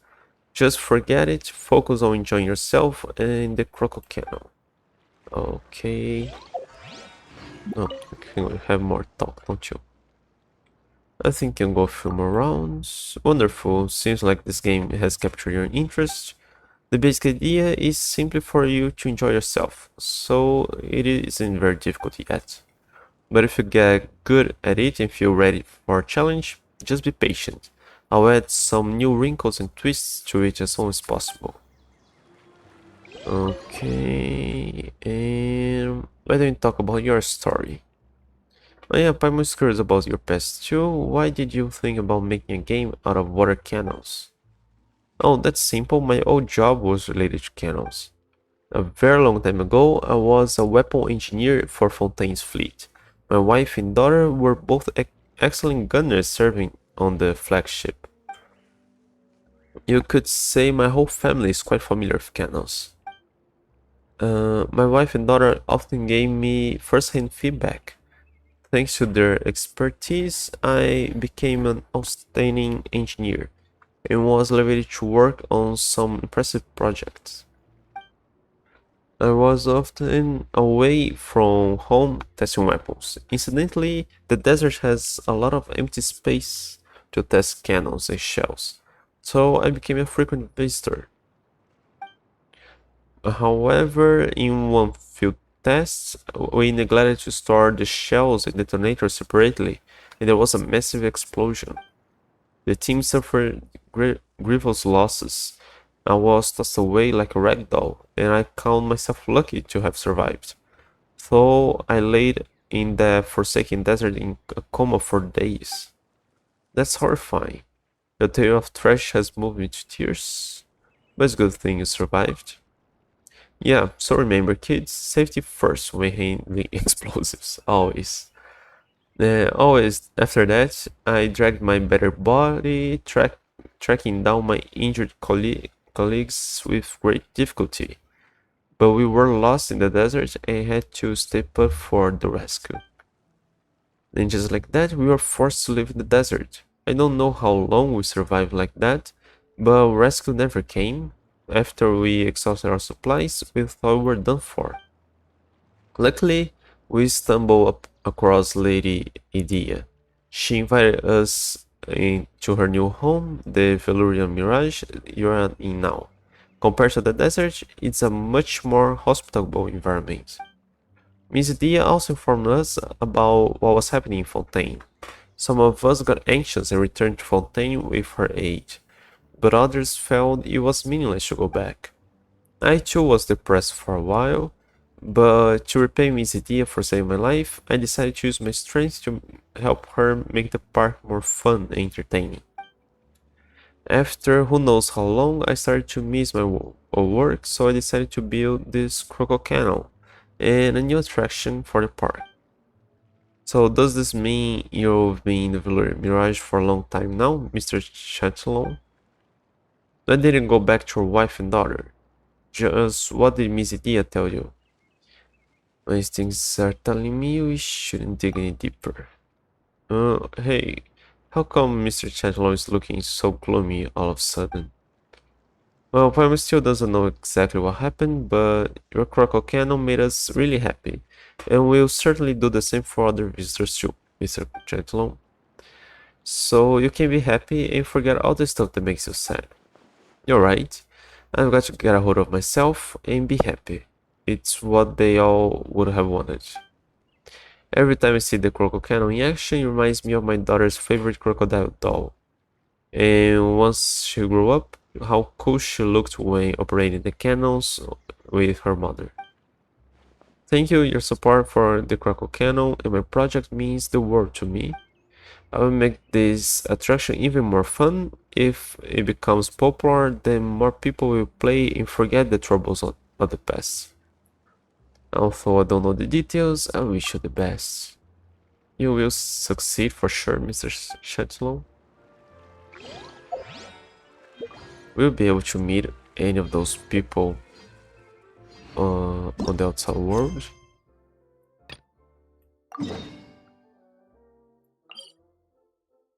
And there's that as well.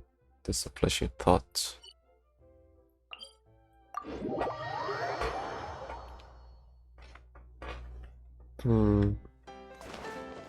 La la la.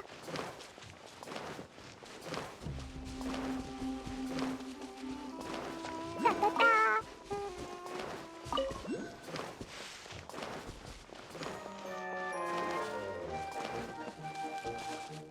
Woo!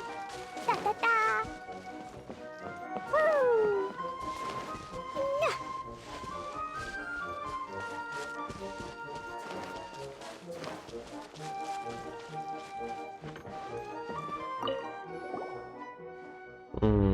Passing travelers, I, Basima, a mortal researcher, beseech thee not to leave too hastily. Oh. Please relax thy body, clear thy mind, and listen closely, for I have a matter of utmost importance to share with you. Finches are the cutest. Finches are definitely cute, but Miss Basima, you're a researcher, right? You should know saying something like that without any qualifications can lead to serious arguments. Paimon thought that scholars spoke a bit more cautiously. Paimon would never say something like, golden shrimp balls are the most delicious food if Paimon was a researcher. Paimon would qualify her statement, like, among the Liyue cuisine Paimon's eaten lately, this is Paimon's favorite. But I'm willing to say this no matter what. Paimon is the cutest, period. Well, yes, that was really unexpected. Even if it's not a joke, you shouldn't be so loud. Now that's the spirit. It is precisely because I am a researcher that I don't want my whole life to be like an academic debate, constantly worrying about the accuracy of every word that comes out of my mouth. It's not like I'm under constant surveillance. Speaking carelessly won't get me punished, so why live in constant fear? We should be brave and shout out the most important feelings in our hearts as loud as we can for the world to hear. Once you've tried my tabletop game, Bing Bang Finchball, I'm sure you wouldn't hesitate to shout out Finches are the cutest. Big Bang Finchball? You mean those things on the table behind you? That's right, once you've played, you'll see for yourself just how adorable Finches are. Also, as an official amusement venue of the Velurian Mirage, you'll be able to get rewards based on your score. She's made it sound so dramatic, but it worked. Paimon's getting really curious, plus there are rewards for playing. What do you think? Let's give it a go, let's see just how cute Finches really are. Now you're getting it, enjoy the game. During Bing Bang Finchball, oh, it's kind. Okay, you launch a certain number of Finch balls in order. Place as many Finch balls as you can in high scoring zones to gain the target score and thus the corresponding rewards. If the Finch ball stops inside the red ring, you gain 4 points. If it stops within a yellow ring, you gain 2 points. If a blue ring, 1 point. If Finch ball lands on multiple rings, the highest point value will be counted. Before throwing the ball, you can shift left and right and adjust the throw starting point. Get the timing right and press a launch button to fix the launch direction. Before entering the charging sequence, release the launch button to launch the Finch ball. Once you fix the launch direction, you become unable to change the launch preparations.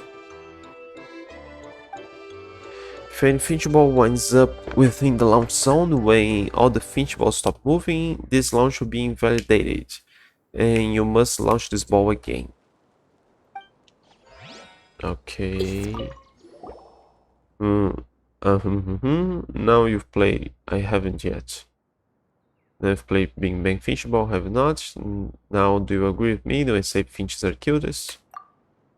Oh, that's true. Nobody should leave after just playing one round of Finch ball. Play your heart's content. I haven't played yet.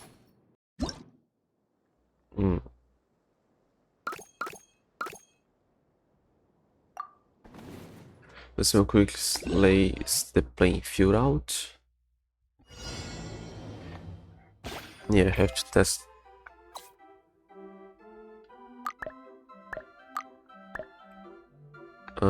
Space.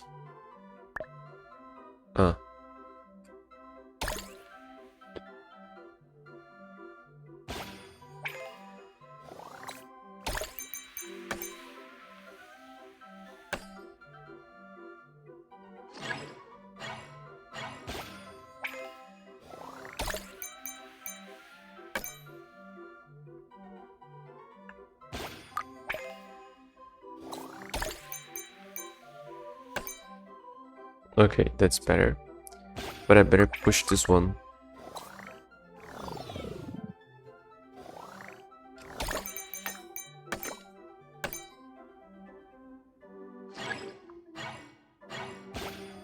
Oh.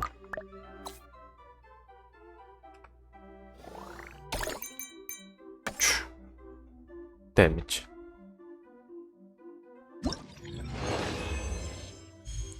Let's go. Okay. Oh, select stage. Good.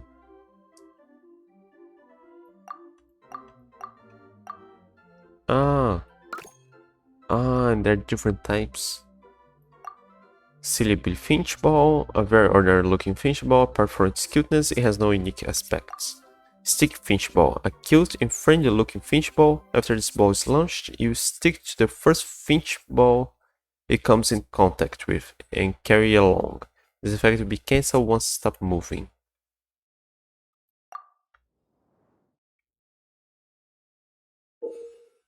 Stick Finch Ball, okay, I just read what it does.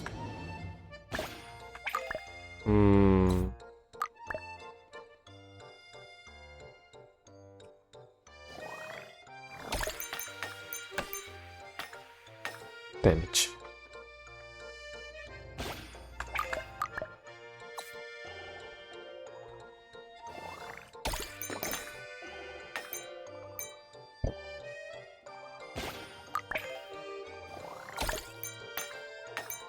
Damage.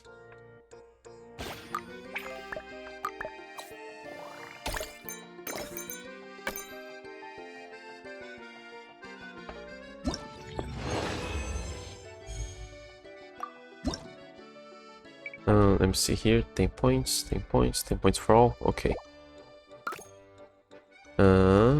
Pretty Finch Ball. Finch Ball with an exquisite appearance, lacks some manner of performance. It can attract other Finch Balls. After this ball is launched, it will attract other Finch Balls in a set radius around itself to the position where it first stops moving. Okay. Yeah, just read it.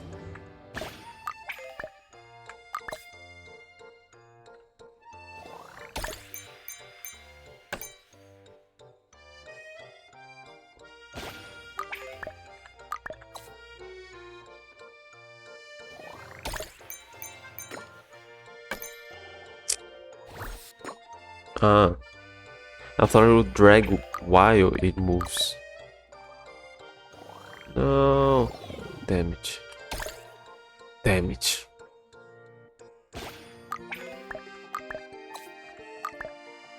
No. Damage.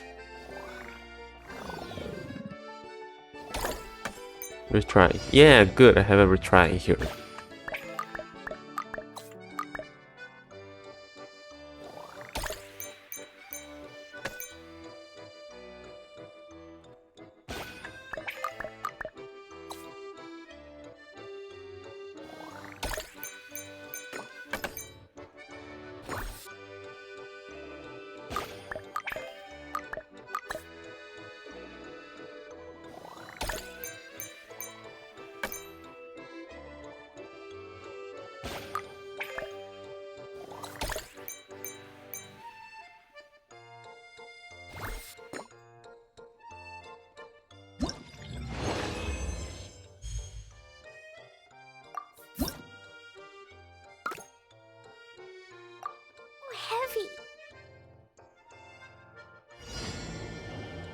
Okay, now it's trickier.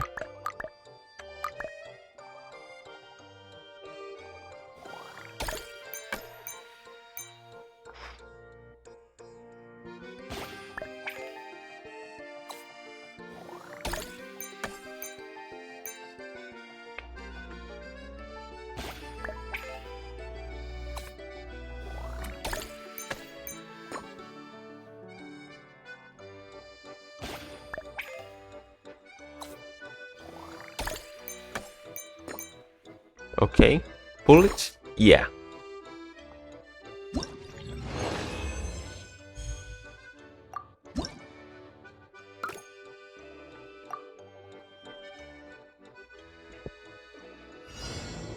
Hmm.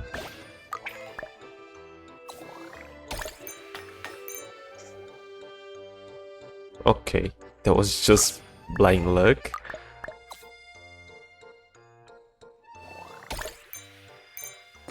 Damn it. A blue one at the end. Ah.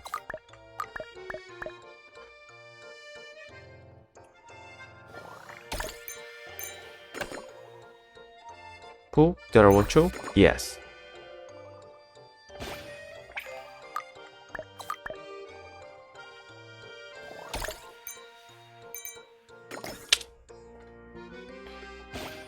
More? I didn't pay attention. Damn it. Don't mess this up. Oh, okay. I got the other 3 there, right? The other 4 there. And this one only needed 12 points.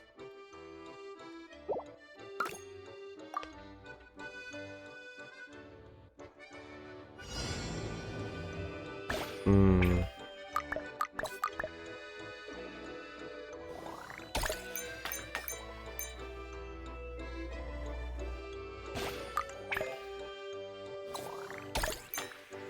Damage. Damage.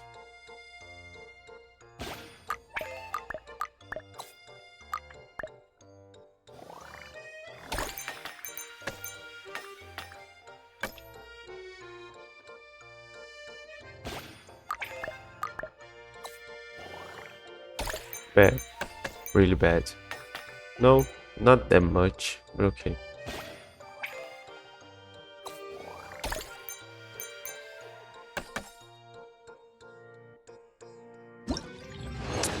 Okay.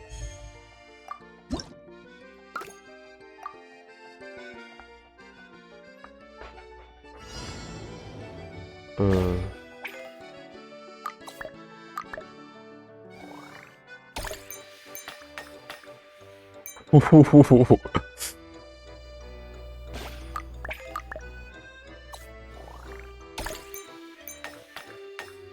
damage.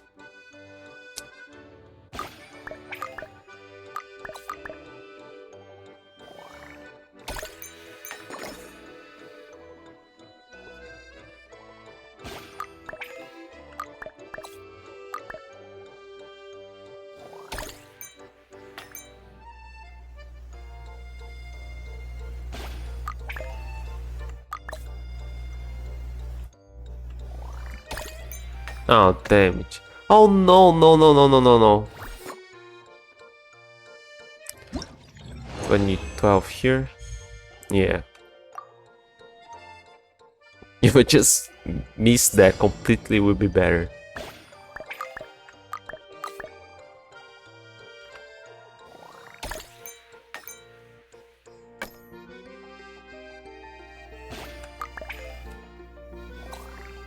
Damage.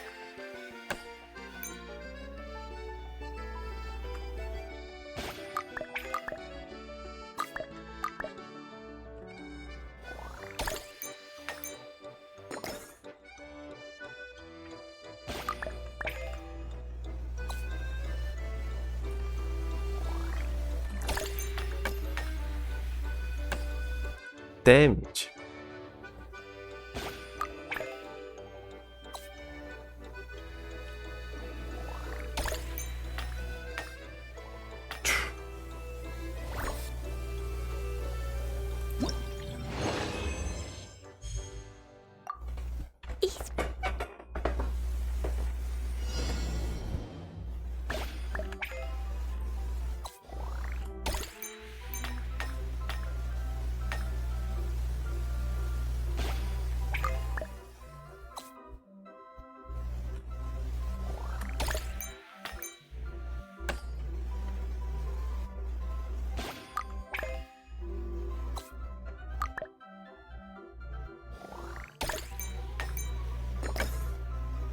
Okay, I just need to get the other one there.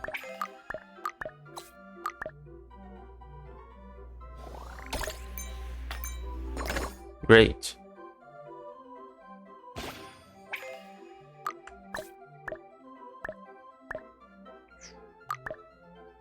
Come on. There. Don't disturb the rest.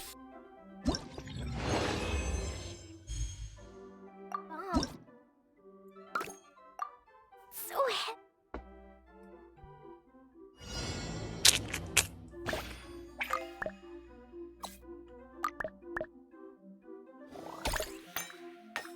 Shh.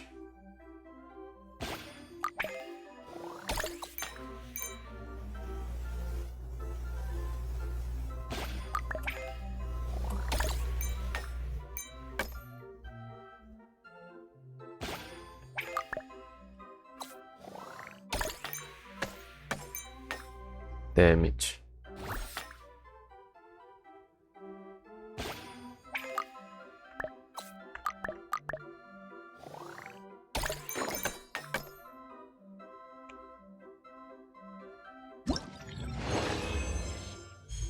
Okay, this one a bit trickier.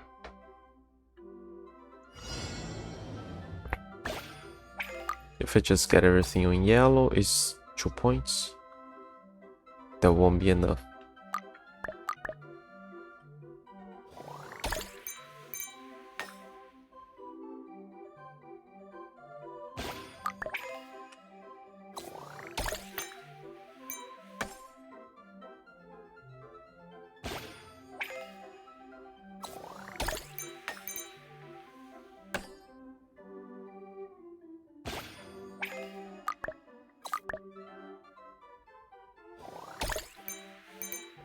No, stop there.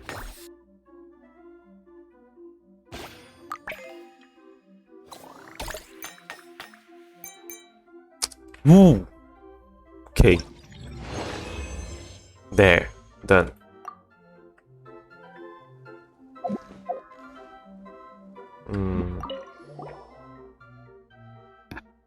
Oh no, I should have checked here instead of canceling.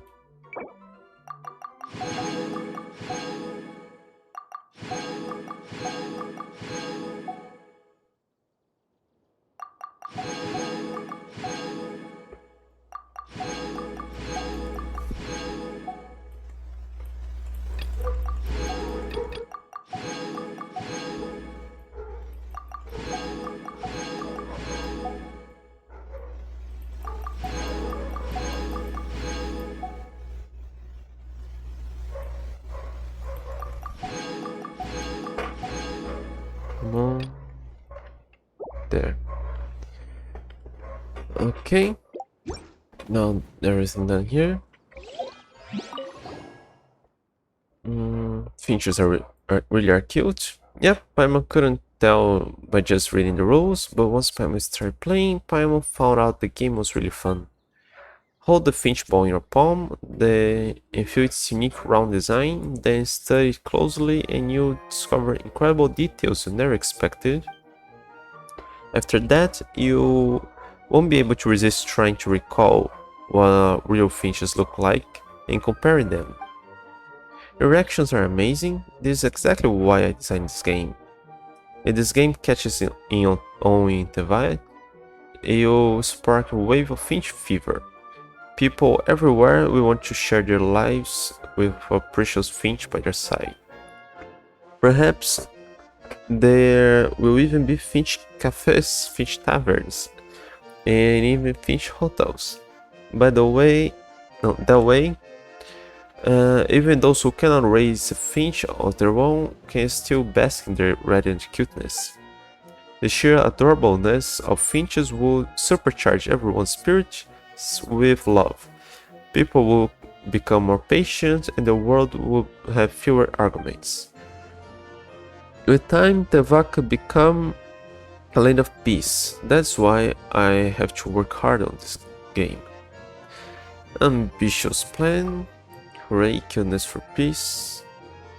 Now that Paimon thinks carefully about what Basima has said, it makes a lot of sense, does it not? pet people are usually patient and reasonable. Finches are cute and can be found everywhere. If more and more people fell in love with them and raised them as pets, it will surely change their attitudes and create an atmosphere of peaceful discussion. Yes, that's absolutely what will happen. And thus, the two of you can be considered the first ambassadors of Finch Peace. You may freely use any of my creations, even all of Bing Bang and Finch Ball. The only condition is that you spread the word across the world. Wow, who would have thought Basima had such long-term planning for this game? I'm most impressed. No problem, Finchball is safe in the hands of Paimoinos. We got this. Rest easy, the Finches will guide our way. Great, ambassadors of Finch Peace, we have a deal. For the sake of world peace, let us shout out those words of wisdom for all the Altivatio here. Finches are the cutest. No, I seek not the friendship of Finches. Okay, I think Paimon is even cuter. Not really. Shh, keep it down, even Paimon can get embarrassed sometimes. This I will admit, now that I look more closely, your floating white companion is every bit as adorable as a Finch.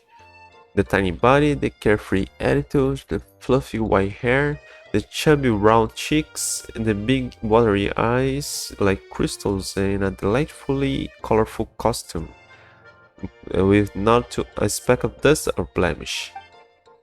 Ordinary folk like me would never encounter such a wondrous traveling companion. On our guess, you must be 1 in a million, no, a billion to have such a friend. So, in the eyes of most people, perhaps we should say, if you don't count the extraordinary Paimon, Finches are the cutest. Correct, Amundo, Paimon is completely unique. I truly am blessed among the fortunate. Don't think this conversation has got really weird. You must take care to protect your companion. After all, many people covet that which is cute. Some of the bad ones may even try to find you for a companion. What are you saying? Paimon can tell you have good intentions, but let Paimon set you straight on a few things. Companions are not something that can be won in a fight. It's a bond built on mutual trust, shared experiences, going through thick and thin, shared understanding. That's what matters. No one can take Paimon away from Venus, and Paimon doesn't trust easily. I can fight off the baddies. We only make friends with those that are Paimon approved. Yeah. An amazing speech, such knowledge I must applaud. I never imagined that Paimon is not just an adorable companion, but also truly wise. When I make the next game version, I shall add a new Finchball called Companion Paimon. This new Finchball will have the ability to lead everyone on a happy journey, progressing forward with joy and removing all annoying obstacles. What is the true meaning of cute? Yes, what exactly is cute? Your seemingly casual question actually brings us to essential and critical debates on definition. Do certain shapes and colors form images that impact your psychology via our vision and thus create this sensation? Or do certain tones and pitches form sounds that reverberate inside us, creating a resonance within our feelings? Thousands of papers can be written on the definition of cute, and the academic world will debate it for decades. But debates like those become a battle of academic resources. It is not reason and truth that wins, but power and position. I suggest that you stay out of debates like that, else you might end up like me, wasting years, losing the debate in the end, and offending an entire cafe worth of scholars. Then my days at the academia became a nightmare. I was dispatched into the desert with nothing but a small pack of provisions for a survey on mysterious creatures, and almost died of hunger and thirst. I didn't know you'd tell me your life story. I guess I know how you feel.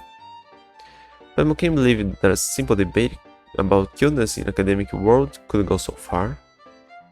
I decided to let it go. After all, with Dia's help, I now live in the Valurian Mirage and can spend all my time researching cute things, free of worry and care.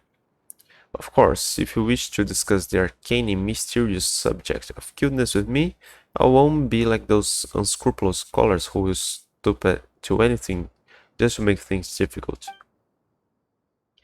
All I want is a friendly conversation that makes both of us happy. You are welcome back anytime. Okay, there's one more, isn't there? Ah, someone here. La la la. Woo!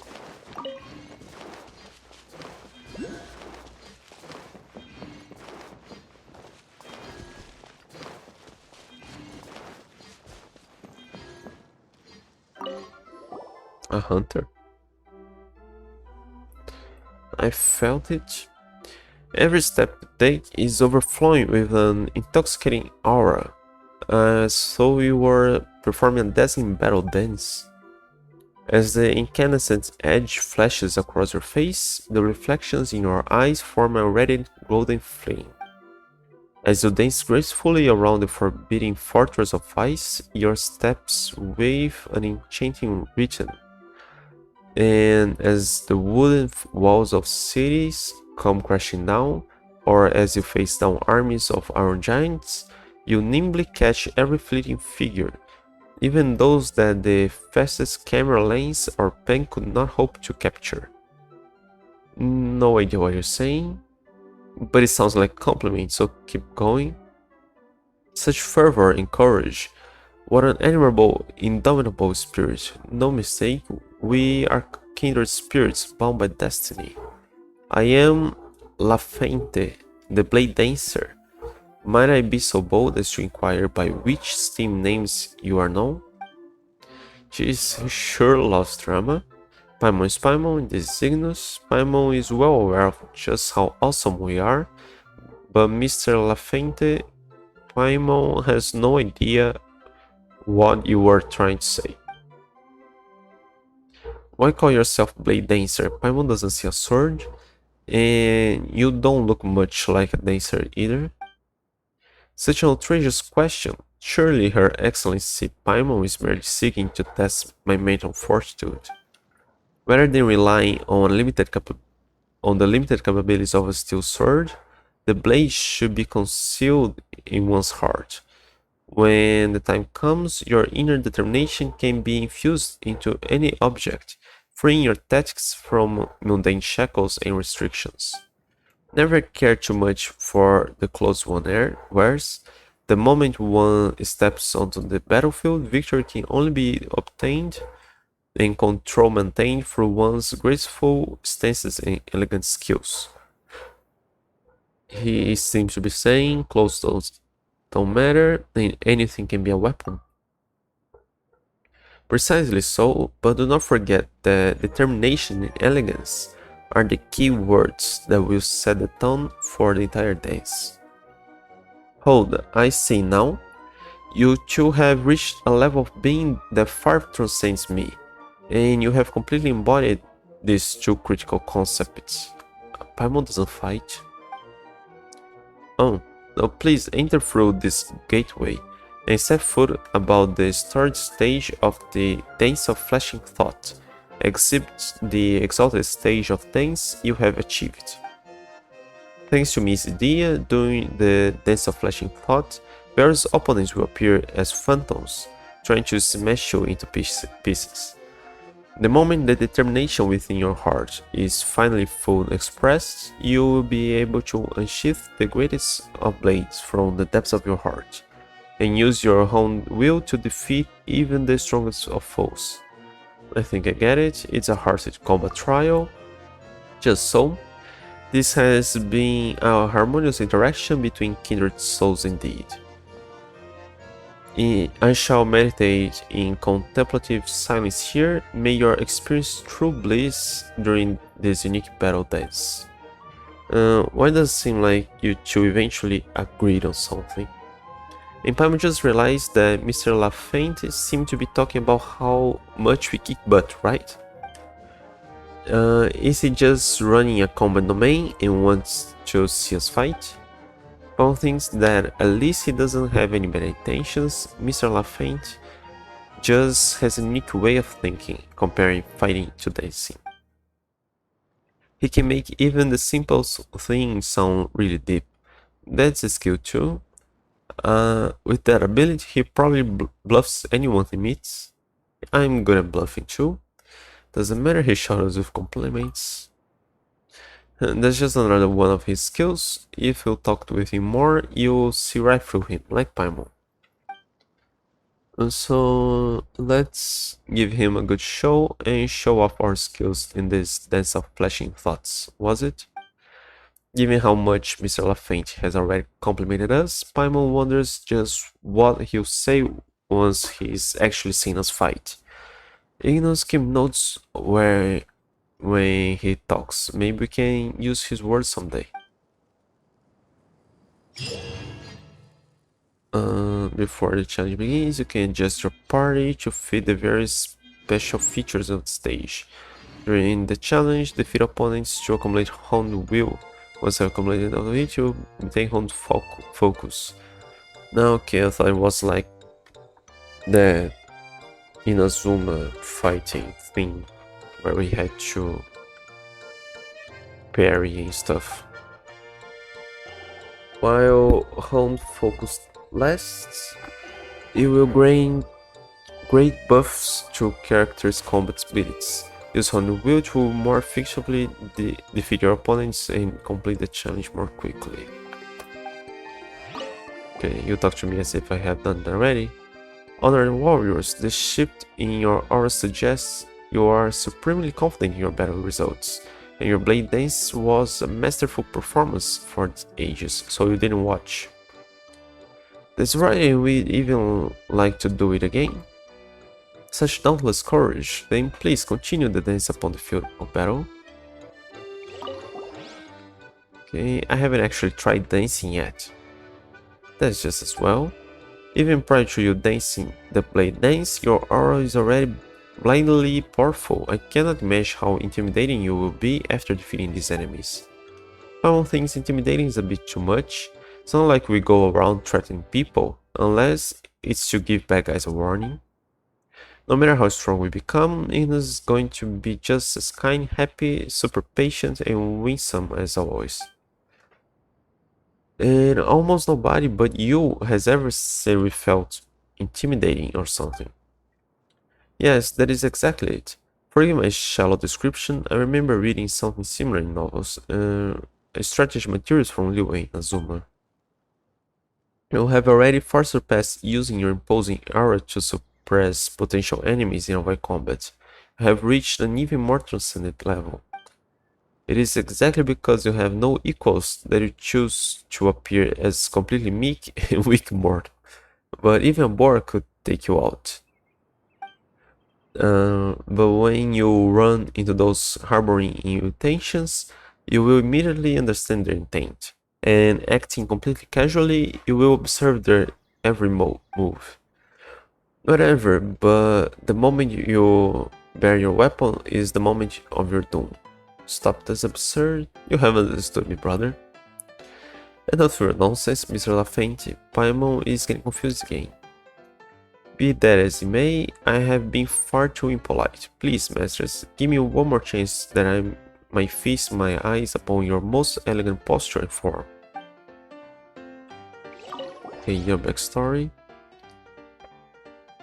How do you get here anyway, Blade Dancer? Alright, based on how you dress, you're from Mondstadt. The nature of your question is recognition of my supreme abilities in the art of disguise. In fact, I am from Fontaine, and I write novels for a living. Or should I say, apart from being a blade dancer, I write heroic novels for some extra pocket money in my spare time. You're from Fontaine? You really don't look like it. I dress like a monster because I once traveled there for a period of time. The clothes are comfortable and convenient. They conceal my identity too. When there are not terrible foes with which to waltz the dance of blades, it is wise to hide your weapons and keep a low profile. Or else, the special security and surveillance patrol or even the Maréchaussée Phantom. Or else some strange law enforcement officer will find you, disarm you, and make sure you don't intend to harm the city. They are lithe as cats and fast as the wind, and where they have passed, a unique scent of the sea and algae lingers. What are you talking about? Some kind of fairy tale creature? Sounds like an excuse for past failures. Anyway, I suggest you don't mess with the law in Fontaine. They can be very difficult. Of course, if you must do something in the name of conscience, then you must steel yourself in advance. You must prepare to leave Fontaine with no regrets, so as not to be arrested. La la la. Yeah, we'll probably get arrested over there. So far, only Mondstadt the law wasn't after us. And even so, we broke into the church and stole the lyre, so...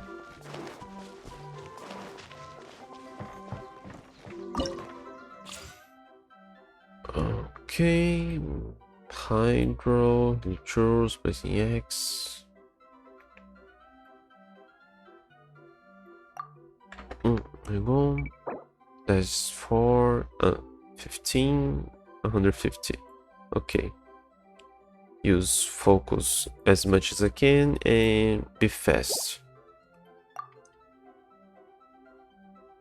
No.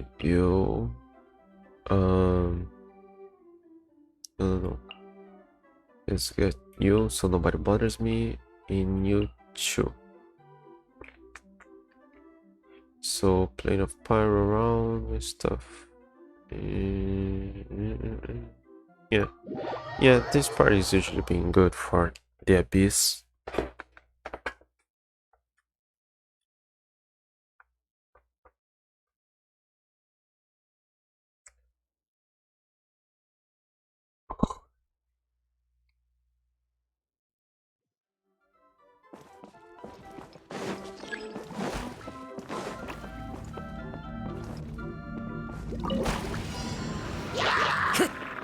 Wind strike! Solidify! Let's get it on! And shroud!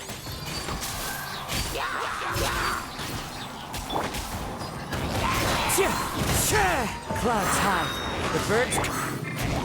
Stabilize! You're dead meat!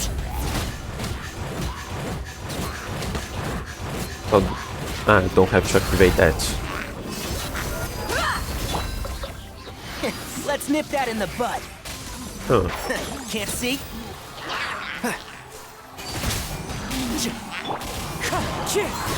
Fallen leaves, adorn my night! Rise! Order guide you!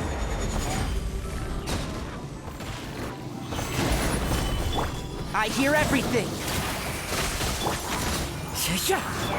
Book alive! Wind strike! Clouds high. The birds call! Gloves off!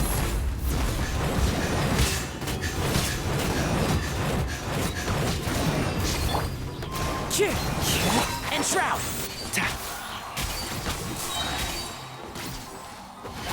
Let's nip that in the bud.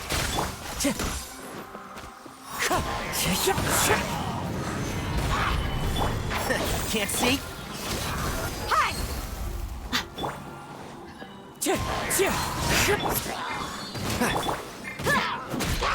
Fallen leaves, adorn my night! Wind strike! I will have order! Solidify! I hear everything. One with the forest.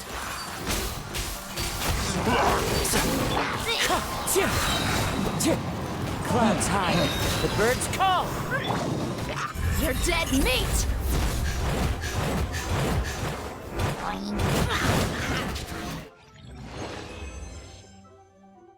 Okay, select stage.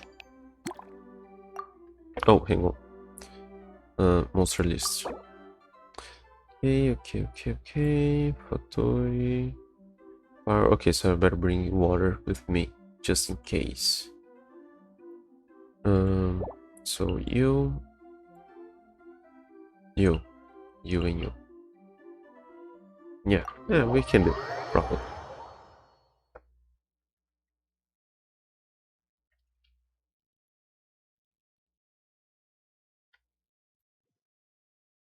Time to go.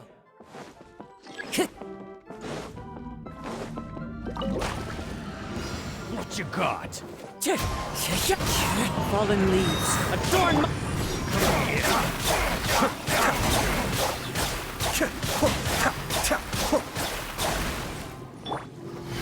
Let's nip that in the bud. Let's get it on! Time to go. Clouds high. The birds... The depths beckon. Cascade.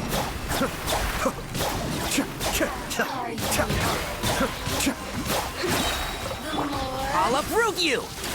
And shroud!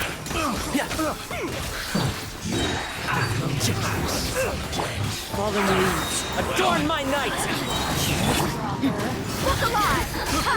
You asked for it!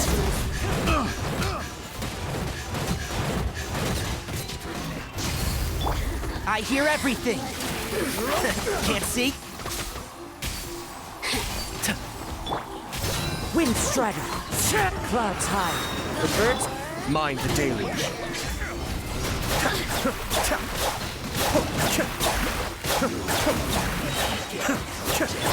I'll uproot you! One with the forest. You're dead meat! Killjoy! We've only just begun. Another test. Fallen leaves adorn my... I hear everything!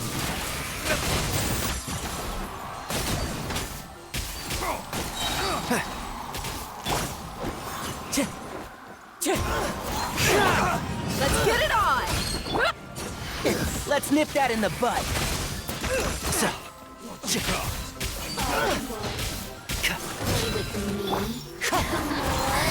One with wind and cloud! The depths beckon. You asked for it!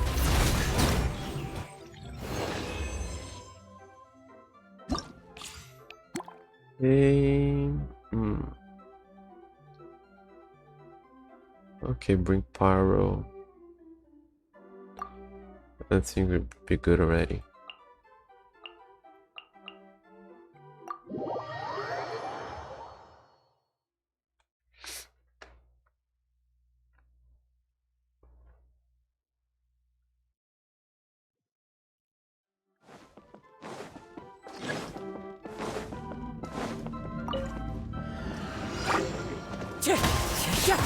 Fallen leaves adorn my... I'll uproot you! Order guide you. Gather. Buckle up! Time to go. Wind strider. Gloves off!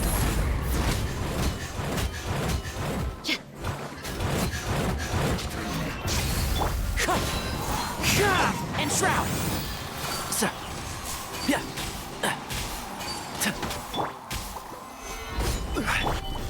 Wind strider. Look alive! Ha! Let's nip that in the bud. Can't see?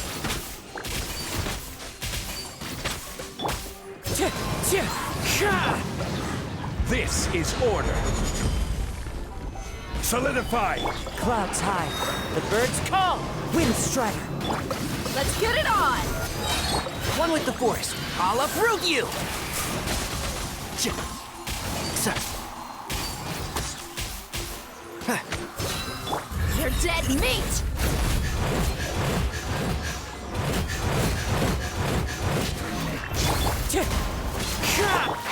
Can't see?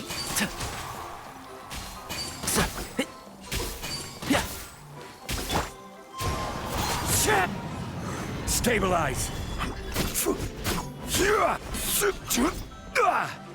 I will have order! Look alive! Ha! Let's nip that in the bud. As one with wind and cloud. One with the forest.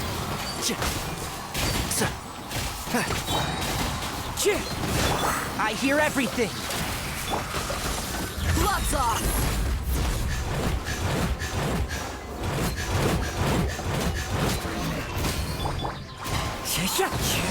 Falling leaves. Adorn! This is order! Solidify! Can't see? Let's nip that in the bud. Let's get it on! Wind Strider. Quake!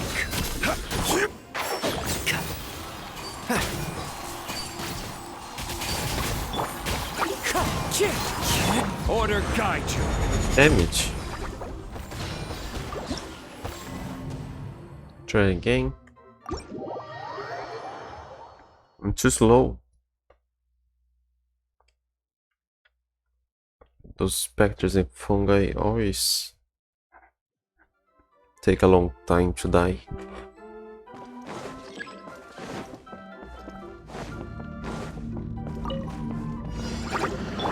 Look alive!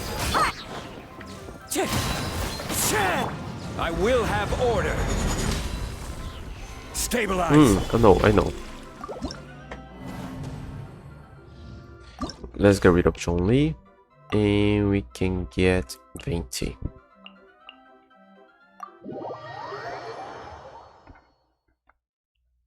It'll be good for crowd control.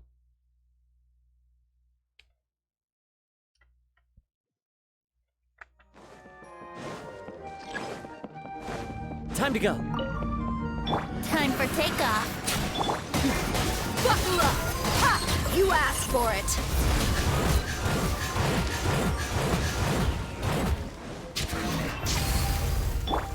Clouds high. The birds call. Wind Strider. One with the forest. I'll uproot you! Brace yourself.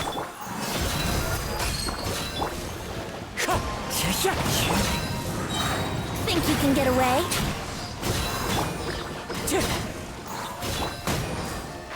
Can't see?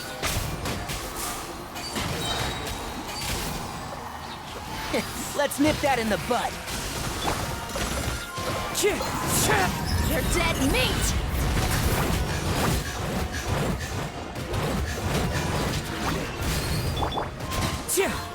As one with wind and cloud. Time for takeoff. Let's get it on! Yahoo!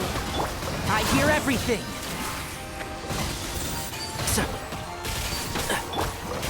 Wind Strider. You asked for it!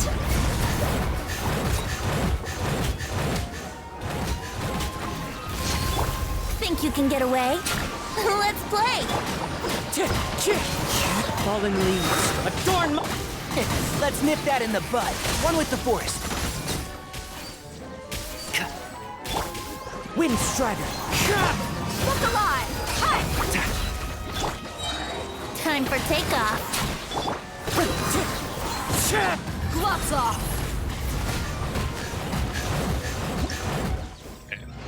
Much better. No.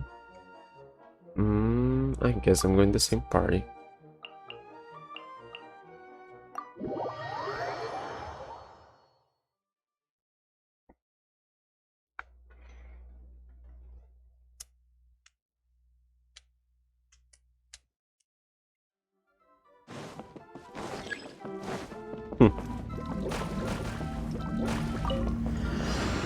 Think you can get away? Following orders. New punching. Let's get it on! I hear everything. Shroud! Yeah. Time to go. Clouds high. The birds. You asked for it.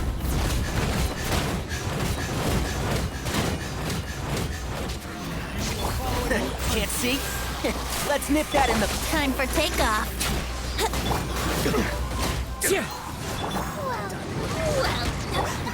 Lock you today. Fallen leaves. Adorn my night.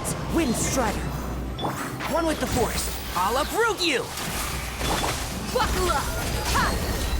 Gloves off! Think you can get away? Brace yourselves.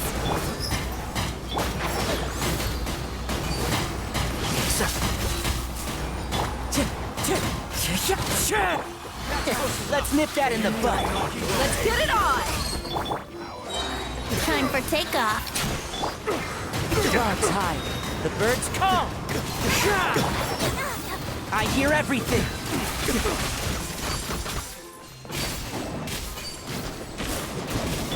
You asked for it! Testing my patience.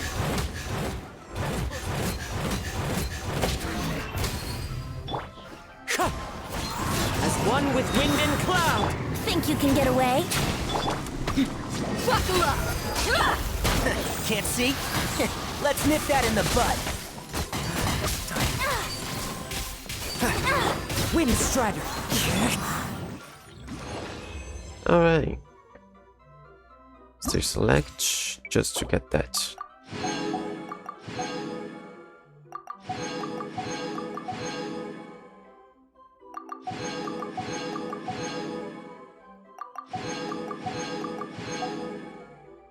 Okay, with that I think we're done.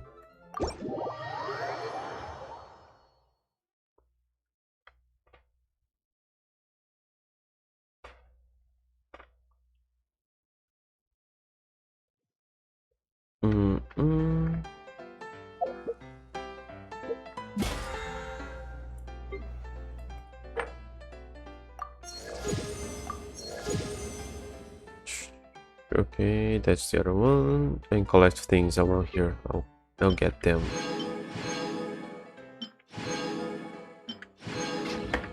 Okay, now that and that. Everything done here. What was here again? That. I need to collect them. Okay.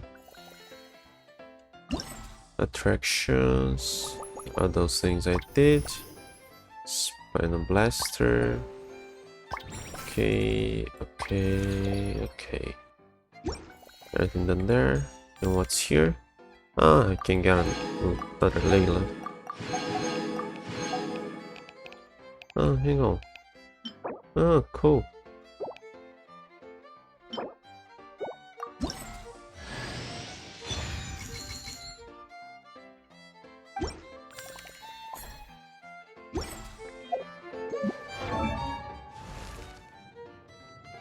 Layla, here.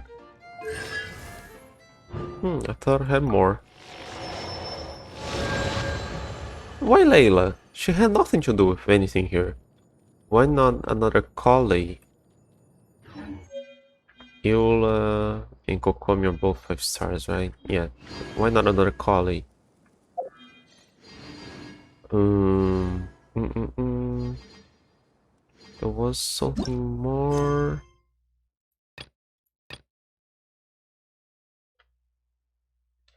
Once by most age device, chest of the more, gotta find them all.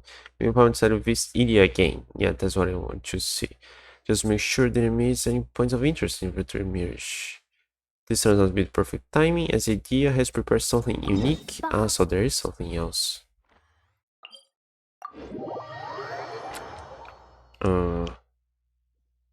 How long will this take? Attention, please. I have some good news. Tracks repaired complete. Of course, tutorial train has been reopened. More training tutorial training experience. But though.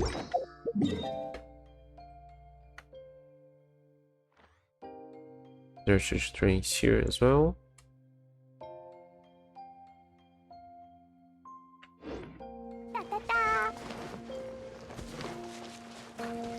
You guys aren't aggressive then. I never got close to one of you here. Oh, sorry.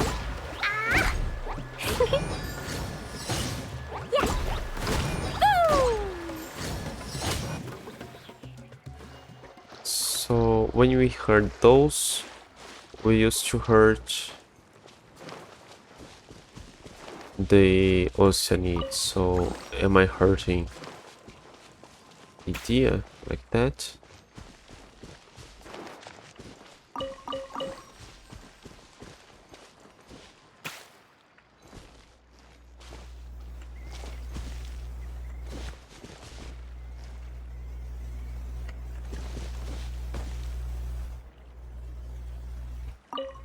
If we start at our village and take a slight detour, we'll be able to see Caravan Rebot and Partis the Eye on the way to Samiro City.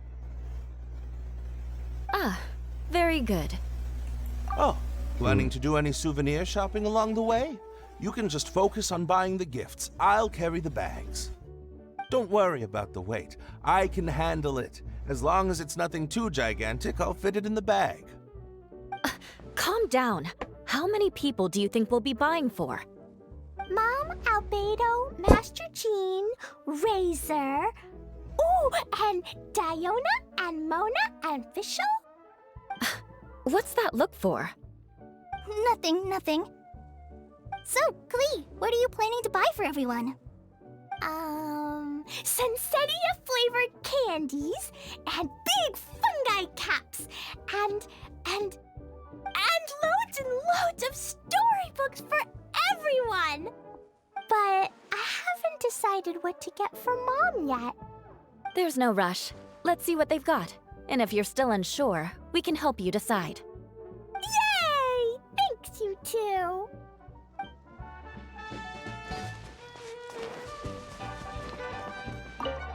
You don't plan on taking the shell back with you, Miss Sangonomiya?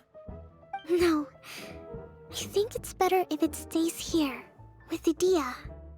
But Tatsumi Island has something new to treasure now. And slowly but surely, people are seeing progress in pursuing their aspirations. It'll be of more use here, where it can protect this puddle domain and the dreams of all who journey through here.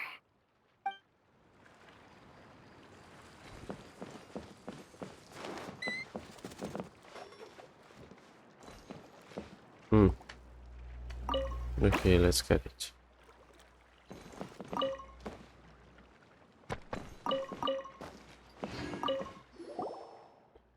Oh, in spam, I was wondering where you two might be taking a stroll. Let me see. The melody of pure water sings and twists around you, accompanied by the energy of gracefully dancing dewdrops. You two seem to be in good spirits. What do you say? You're interested in sampling more of the delights of the Velourian Mirage? Even Paimon didn't manage the idea would start speaking more appropriately. She seems like a different person. Wait, is she a different person? Are you another creation of Idea? The body has always been my creation. Alright, that's enough talking about bygone days. Hey, Idea seems much more lively. That's so wonderful. Wait, what are we talking about? Simply the delights of the Velourian Mirage. Traveling around can lead to lots of pleasant surprise. Maybe there's a huge trove of treasure. Exactly. With great minds think alike, we will want to explore every nook and cranny of a mysterious place like this. Chests of hidden mora, gotta find them all. I mean, truly appreciate this place. Truly appreciating this place, not just wandering around it. Though, if it's treasure you're interested in, why not give the Returning Curious project a try? It's an old tradition of our newly revitalized Velourian Mirage. Returning Curiosity? Why hasn't Paimon heard you mention this before. Returning Curious, as the name indicates, refers to the multitude of fantastical items that have been swept into the vortex and funneled into the Veloria Mirage. This project goes back many a year. Originally a veteran adventurer, stopped here and was deeply moved by the scenery. It goes without saying that my hospitality helped considerably. Anyway, he buried his most prized possessions in the place that touched him most deeply. Those were his mementos. 3 pocket watches made of Mora. And before leaving, the adventurer left a poetic cipher and asked me to tell it to later guests, to see if they could find it. Watches made of Mora sounds shiny and valuable. I don't know how valuable they are, but when I mentioned it to later guests, they were even more excited than Paimon. They swore to retrieve the treasures left by that adventurer. Unfortunately, though they searched the whole Velour Mirage, they were still unable to find the treasure trove hidden by the cipher. But in the process of searching, many guests began to relax and enjoy themselves, and lost all traces of the nervousness they had when they first entered the Mirage. Though they never found the adventurer's treasure, they found the idea fascinating and chose to leave behind their own gifts in the Mirage, bearing their stories and entrusting me with their care. In the end, though I never expected this, it has become a sort of tradition here. These returning curious, deciphering ciphers to reveal the treasures of guests past, and then passing down your own stories. What about the watchers? Were they ever found? Now that you mention it, what did happen to the watches? I only remember the stories you wanted to tell. Right, what was the cipher again? Give me a moment, let me check to see if there are any records. India, didn't you promise the adventurer? You need to be more reliable. Don't blame me, it was ages ago. There's been so many guests since then too. Just stories upon stories, how can anyone expect me to memorize everything? Anyway, it's not about the value of the treasure or the watch, but the stories hidden inside the treasures. Yes, that's it. As long as the stories live on, treasures and such are just the cherry on top. And what do you think? Would you like to join the tradition of returning curious? After all, the special memento you leave will be retrieved by someone else in the far future. Imagine how that person will react to seeing your story, and the memento you chose to leave behind, here and now. It's really fun, isn't it? Paimon guessed it, kinda makes sense. Leaving gifts and secret messages behind for strangers sounds interesting, and solving riddles to look for hidden treasures makes Paimon giddy. Ideally, we'll also get a ton more while we're at it. After all, a gem ringed with gold is much prettier, and my romanticism needs a reasonable reimbursement. Don't sweat it. According to the rules of old, each guest can hear one cipher and find one treasure. As you're my special guest, I'll give you 3 tries. Each cipher matches one of the treasure troves. And besides the stories told by each memento, there's plenty of more to be found as well. Good. That's perfect idea. Paimon doesn't know how impressive this mysterious adventure was, but they couldn't be better than Paimon and Inus. Let's help continue this tradition too. We can bury a story here that belongs only to us. Then we can think about what memento and cipher to leave while we search. Then it's settled. Right, listen carefully to the first cipher. A sweet mist permeates all, gazing toward the dancing lamplight. I almost forget to breathe. In the end, memories of childhood guide me, and I take my seat beside the table in peace. Okay, the returning curious journey has begun. Remember the cipher, try hard to solve it, and locate the treasure. Let's see. Sweet mist. Does it refer to being hungry or waiting to eat something? Paimon thinks you'll find something. You search what? Ah. But it gives me an area to look for.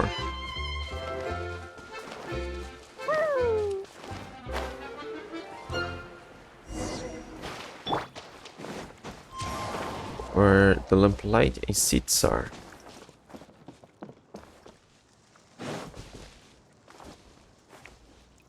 Could this be a crucial piece of information? What? There are more people around here like that. Thanks for stopping by. Welcome to the Mirage Restaurant. I'm Gretchen. Guess you could say I'm the manager here. Hello, so this restaurant. Yes, please feel free to rest up here for a bit. As this is a lakeside restaurant, you can enjoy breathtaking views of the majestic scenery while enjoying our fine cuisine. You know, I spent quite a lot of time picking the location. I also noticed that the angles at which the tables are arranged, the height and materials of the chairs have been meticulously calibrated. This way, we can provide our guests with a delightful dining experience. So what's on the menu? About the dining part of the experience. I recommend our specialty, though the dining process can be somewhat complicated, as it is part of our restaurant's unique dining etiquette. To begin, you must fetch some water. Wash my hands, right? Hygiene should never be neglected. No, you should fill the pot with it. Next, you have to add your favorite ingredients. Most important part is the waiting. Close your eyes, and when the delicious aroma rising from the pot greets your nose, you find that our specialty is ready for your enjoyment. Isn't that just making me cook? What? How did you figure it out so quickly? I wanted to become a chef, I just don't have any talent for cooking. No matter how hard I work on the interior, a restaurant needs to have food. This is the interior, we're outside.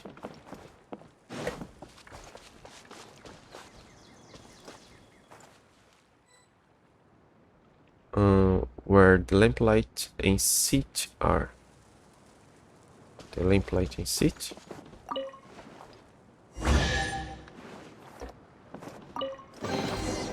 A fateful offering. Okay, let's just complete that.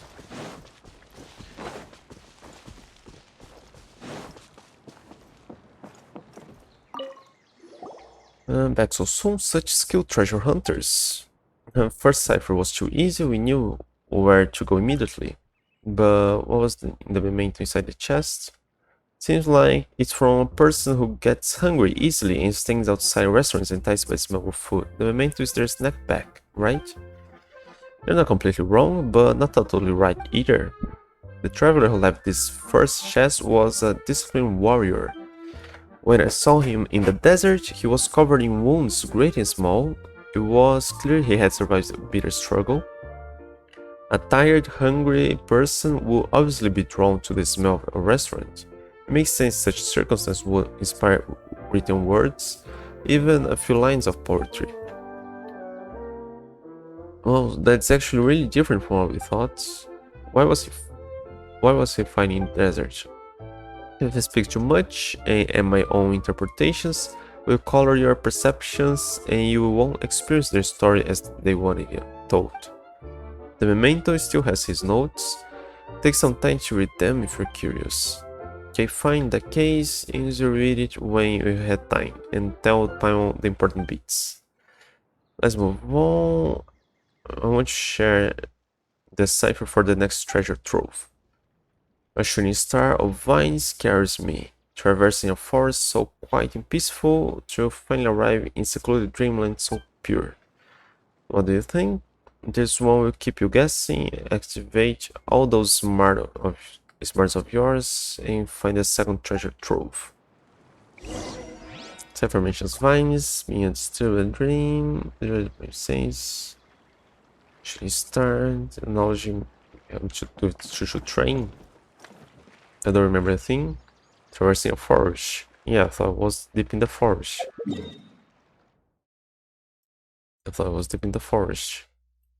Here. Okay, no, I'll leave this one with the rest of the exploration. Tomorrow probably complete this other event. Next week I continue exploring here. Let's just try to get one more. No, I got all those, didn't I? Yeah. Alright, and with that I'm out.